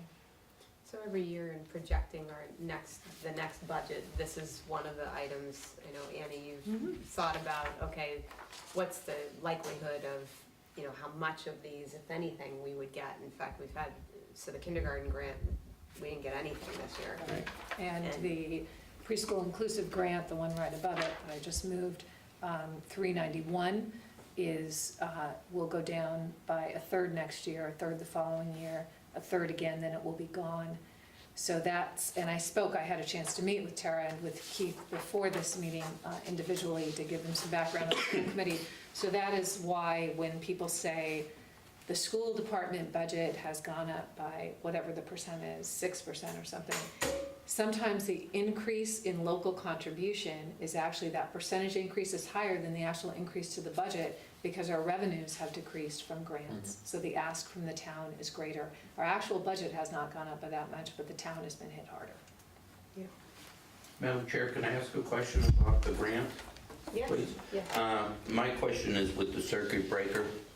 I thought we were going to carry over a lot more money than that when I was watching the budgets, and, you know, it scares me now. What do we anticipate coming to add to that in 2018? You know, because if we have two families move in with special needs children, we've got to pay it. You know, we could chew up $100,000 with two special needs students that we didn't think were coming to Hadley. You know, and so what do you anticipate that figure will be for 218? We, first of all, the $149,000 that you see amount awarded, that's this year's amount. We actually carried over, I think, $129,000 from last year, so we have, you know, it says amount remaining $9,200. That's for this year's money. In reality, we have $9,200 plus another $129 in the account. Then in June, we get kind of a true up with the circuit breaker, and I just don't remember the dollar amount, do you? Well, I think in FY17 that we were estimating that we may come in, initially we estimated around just over $200,000, but then we were made aware of the fact that one of the expenses that we thought we would get back in circuit breaker dollar for dollar was subjected to rate setting. So we are not getting, so the state can set rates for certain services. We are using a third-party contractor for a service. The person providing the service does not possess a license that allows us to recapture all of the money. So we're still, I think we applied 180 next year at least. Yeah, we did. To the next year's budget. We'll have the exact figures at the end of this fiscal year of what we'll get from the state. Do you for feel FY17. comfortable with that 129 coming from the state budget? I'm Or sorry. do you think it possibly could be cut further? I don't know. When I've spoken directly with the Department of Education and I told them how we did our estimates, I spoke with somebody at the department and they said, I think you're safe with those estimates. But I don't know what that means. I mean, at the end of the day, if the Department of Elementary and Secondary Education did something different with circuit breaker, I certainly don't have a leg to stand on and say, yeah, but I talked to that guy. You know, that guy, the guy told me I was gonna get more money. So it wasn't the best way to have confidence, but it was the only way I had in the moment, and we'll see where we end up. Thank you. Sure. Okay, revolving accounts. Okay, really not a heck of a lot of difference between this month and last month with the revolving. Athletic revolving went up a little bit. Obviously, when the scoreboard comes, you're going to see that drop considerably. But really, in the end, maybe $6,000 in that area. So, you know, the balance there is very healthy. Lunch, as we've come to see, basically, we're going to lose money in the lunch account. So what happens is we're going to have to fund that deficit from the local budget. Typically what I've done is transfer part of Diane Zach's salary to the local budget from the lunch account, and that brings it back up to a positive balance. So that's what I'll end up doing again this year. Preschool revolving, well, it's trending right anyway. I mean, it's really not changing by a heck of a lot, but you can see from January to March it's gone up $6,000, and that's nice to see because it's, you know, we've also been spending payroll and any kind of supplies they buy come out of the preschool revolving as well. So we're pretty much, you know, treading water to slightly going uphill with that, which is nice. And student activity, well, you know, that account fluxes depending on field trips or whatever else is going on. So as you can see right now, it's up to $102,000. As we start to spend that on field trips and other items, you'll see it drop back down again. We can be the custodians for fundraising for field trips. This is also where the class monies are. So you'll see that stay there. They have to fundraise a lot for graduation of classes. They do that for 4 years. And then lunch money true ups as they collect debts at the end of the day. I can tell you that Diane Zach spends a crazy amount of time chasing down delinquent accounts. I mean, just, it's a ridiculous amount of time she spends on that. And in the end, she has collected, boy, an incredible amount, really. I mean, it's a testament to the work she's done on it, because it's nonstop, you know, emails, phone calls, whatever it takes, and very little actually goes unpaid at the end of the year. So We do have good news about that. So we are looking to share the services of a food services director with Gateway.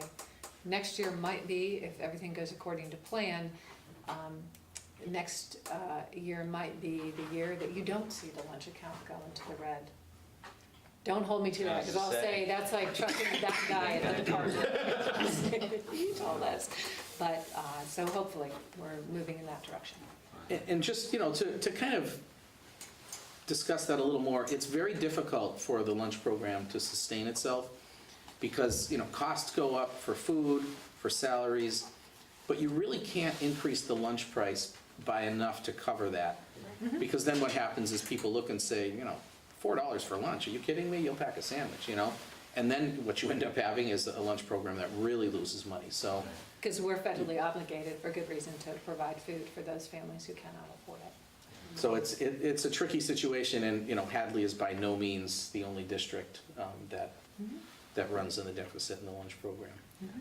This may sound silly, but is it possible, like say if Hadley farmers wanted to donate vegetables to the school, could you accept them, or would they be regulations where you couldn't? Regulations about what we can and cannot accept. I'm not categorically dismissing that idea out of hand, and I know that Zach has brought in a salad bar and works with people to get fresh produce in, but we have to be very careful about what we accept because it's governed. It's a federal program, the lunch program.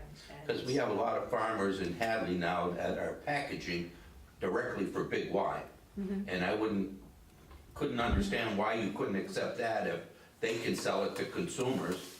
That may work or something, but we do have a lot of farmers doing that. Again, I wouldn't categorically dismiss that idea. I think it's a wonderful idea, and I do know there are, I know for sure it's not as simple as, sure, bring some food in and we can use it, because the rules are so tight on what children eat, what she's supposed to serve, the combinations for the meals. Yeah, it's a great idea. Okay, is that it, Chris? Yeah. You okay? That's all I have, yes. All right.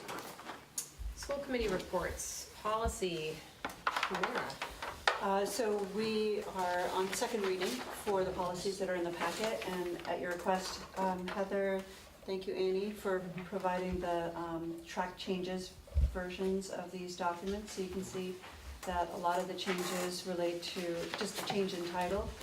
Patricia Bell going from Assistant Superintendent to Director of Special Education. That accounts for, I would say, the vast majority of changes. And a couple of minor things, but if you have any questions, I'm happy to answer them. So we had the first reading last month. We did, right? So this is second reading, and then Second reading. this would constitute, would we take a vote today? Yeah, second and final. Are there any questions about the policies? That's typically the process, is that we would get two opportunities, a first reading, because sometimes it's a volume of material, right? And then the second reading would be the action that we would take. What was in the last packet that you normally see is this cheat sheet. So it would go through each policy and it would summarize the nature of the revisions for each one. So you have that at first reading, and then these are your track changes. Okay, well, if there are no questions, Well, I do have one question. actually. Yes. So are we talking about all the policies? Or are we going through? Yeah, so this would be, So the physical restraint timeout one, was that, like, the rewrite on that was more, like, more user-friendly on the fill out? So what we had to do there are two places where it was substantive. This would be more substantive, and also there's an actual new policy in here that for our Title III programs. This, Keith, was because, yes, user-friendly on our end. At the end of the year, we're required to report all of these data, and the form that we were keeping was not capturing the data that we have to report every year at the end of the year, and in some cases before the end of the year, to the state, depending on duration of if we have a long restraint, which we haven't, very few, where we've had an immediate reporting of that day. But so at the end of the year, we changed the form to make sure everything we have to report on at the end of the year is in this form. And to match exactly the regulations, so physical restraint regulation was updated last year. So we went through the regulations and made sure it lays out for you. You must indicate when it got to the principal, when it got to central office, who was present, what you did first. So we went through the regulation and the reporting requirements at the end and made sure the form had all the components. okay. Any other questions? Okay, then I think we can take a motion to approve each of these policies, A through J, You can do your motions, all your revisions as one.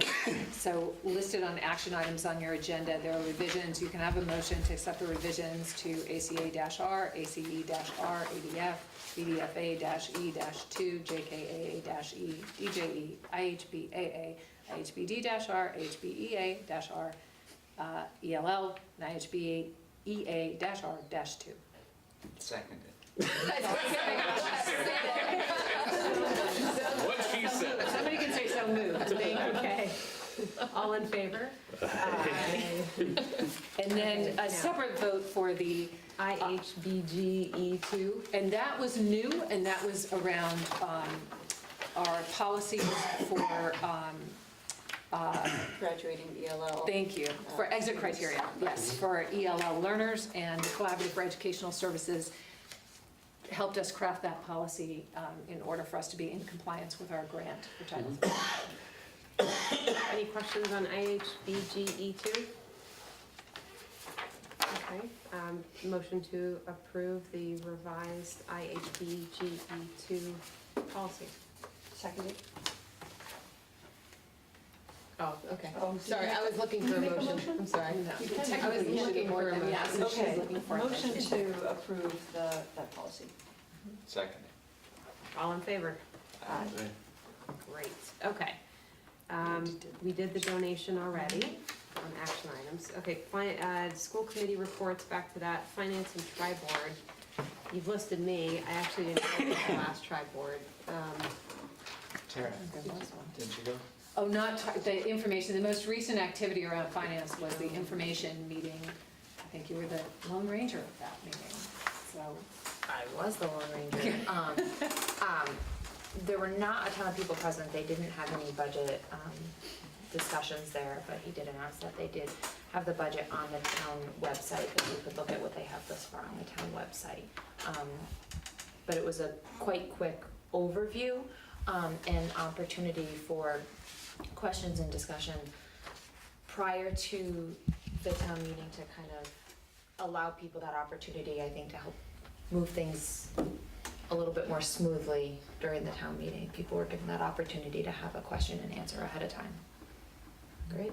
So it was a pretty quick summary of what went on, and there really weren't very many questions. Great, so thank you for going. I'm glad there weren't any questions, because I can't have this job for 2 days. I looked around first and went, okay, it's me. You could have said, really? I thought I was on the library board of trustees. Oh, news to me. And just a reminder, town meeting is this Thursday. Yes, and please, please, please come out and support the school department budget. We do need that. The entire town budget, but please. Thank you. Thanks for the update. Okay, Paul, capital facilities and grounds. Yeah, so we're having a second meeting of the fields. There was a public meeting on the fields revisions at the Hopkins athletic fields, and as a follow-on, we've been having conversations with the Berkshire Design Group, and we're gonna have our second meeting May 17th at 6 p.m. here in room 109. I think if there are questions, you can call Eric Sudnick. Yep. And so I think we've got a revision to the draft. We've broken it up into phases, so we'll be talking about the first phase, the cost, how to fund it, and then probably looking for a continued small group to work on refining it and then considering how to raise money to implement it. Great. Paul, do you anticipate a total build-out on all the, Yes, that would be the first phase. The remaining, the bit that's in agricultural fields now, we're targeting that first to convert that. But then second, or maybe second and third phase, there's revisions to the existing fields. I guess what I'm getting to, we have a right-of-way from Middle Street in to the school property. Right. And I'm wondering if any of that land might be left for a possibility of putting a park and rec building there because they use these facilities so much. We haven't talked about that. We talked about that land as access, more walking access, and that one of the elements we've talked about is a walking path around that also allows handicap access and wheelchair accessibility. And so we've talked about connecting that to Middle Street so people could come in on that side. There have been some conversations though with some of the local neighbors about increased foot traffic there, so I think that how that actually happens is to be determined. Yeah. Okay, Humira, CES update. Yeah, so I went to the last board meeting, and the report is that CES held 20 some odd workshops for all of its members over the last 3 months. We participated in a number of their professional development opportunities. In fact, we had their social justice and equity person come out and spend a day or the better part of a day with all of the faculty And some here. faculty meetings, so it wasn't, yes, it was a better part of the day in addition to other meetings they facilitated. Yeah, so we're enjoying many of their services. As you know, Bill Deal came out and spoke with us. In fact, when he was speaking with us, I mentioned detecting fake news, and in fact, they had a workshop soon thereafter. So they're really quite responsive, as you can see, and it was an oversubscribed workshop. It went really well. We had heard a presentation about Mount Tom Academy. It was something that I wasn't even aware of, so I'll just mention to you colleagues that so students who go to Hopkins may have the opportunity to go to the vocational school if they want an alternative path, because the high school experience isn't necessarily right for everyone. But Mount Tom is yet another pathway short of vocational school that they can also go if they feel, some students are more ready to get out and experience a different type of academic setting. And so these classes take place at HCC. And those students who go, and I understand we've taken advantage of this from Hopkins, they have a 90% graduation rate. So they complete their high school studies, and 50% of them go on to pursue higher education beyond that. So I was just really heartened to hear about that alternate pathway, and that's available to us as a result of being a member. Wide array of services, of which they produced an amazing graphic that I have a printout somewhere at home, but I'm going to send you the digital copy. Annie, maybe you've seen it, but it's an incredible spreadsheet that shows what every town is utilizing of their vast array of services. So we can compare ourselves to, say, Granby and Hatfield and others in terms of similar size, and what kinds of, say, special ed services they're utilizing that we may not be, and vice versa. So I'll share that with you, and you can take a look. That's great. Yeah. I'll add a report on here too for negotiations that we are still actively. Every time you have that to tell me, just let's falls off. see. We are still actively negotiating with the bus drivers. We were supposed to have a meeting this week, tomorrow, and we've had to reschedule that. So I believe our next meeting is next week on Friday. Yeah. So I don't think we have anything else on the books after that, but I'm thinking maybe 2 more meetings tops. We should line up a set of dates. Yeah, but I think they've put most of their proposals on the table at this point that we're able to respond to. Thank you. Great, okay. Can I bring up a thing? Are we done with? I think we're done with the agenda and the action items. There was just one thing just to note that I'll bring up, I think, for our next meeting, and I've talked to Annie about this. And Eric Sudnick has approached me with the idea of providing a bit more flexibility on the school rule, which is just a school rule. I thought it was an MIA rule that when the school is closed for, say, a snow day, that there's no practice. That's a school policy, and that's determined, I believe, by the school committee. It is, no play, no school, no practice. No school, no practice. And so asking for some flexibility on that, given certain parameters about whether the roads are clear, obviously, and decisions based by Eric and by the superintendent and the principal to all sort of decide whether it's appropriate. So they're asking for that, the ability to determine on a case-by-case basis whether they allow practice. Those days where it clears up by noon, and they wanted the coach and everybody decides, hey, let's open it up for afternoon practice. So for the policy subcommittee, is there, it sounds like they could maybe work with Eric to come up with suggested language changes to incorporate that, and then bring that back for reads? Yes. Sure. That is the process? Yeah, that's essentially the process. And now the new policy subcommittee will have a set of dates, so adding that to the roster. That's easy. Good. Yeah. Okay, good. Anything else? Our next meeting date is May 22nd. Unfortunately, I know I'm out of town, So am I. and, you are too. We often find we wind up renegotiating some of these dates here, so if you don't have your calendars, it's good to bring them to this meeting. Can we find a different? Yes, may I please do that then by, because my phone is now dead, so, Yeah. can I do that via Send You it should have been on it during lunch. I know. So I'll do it via email. I'll look to reschedule. That would be great. And I will tell Hadley Media when that happens. Can I make a proposal Yeah. that you can consider?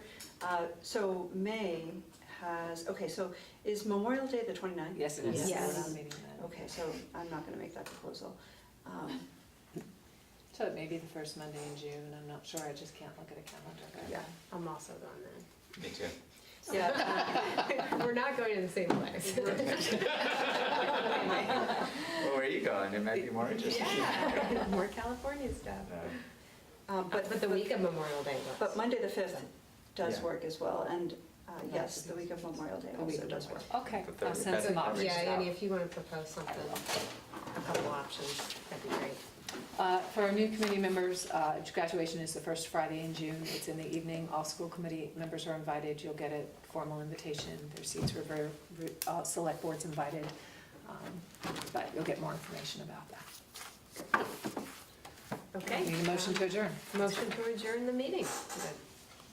I can't motion. Motion to adjourn. You second it.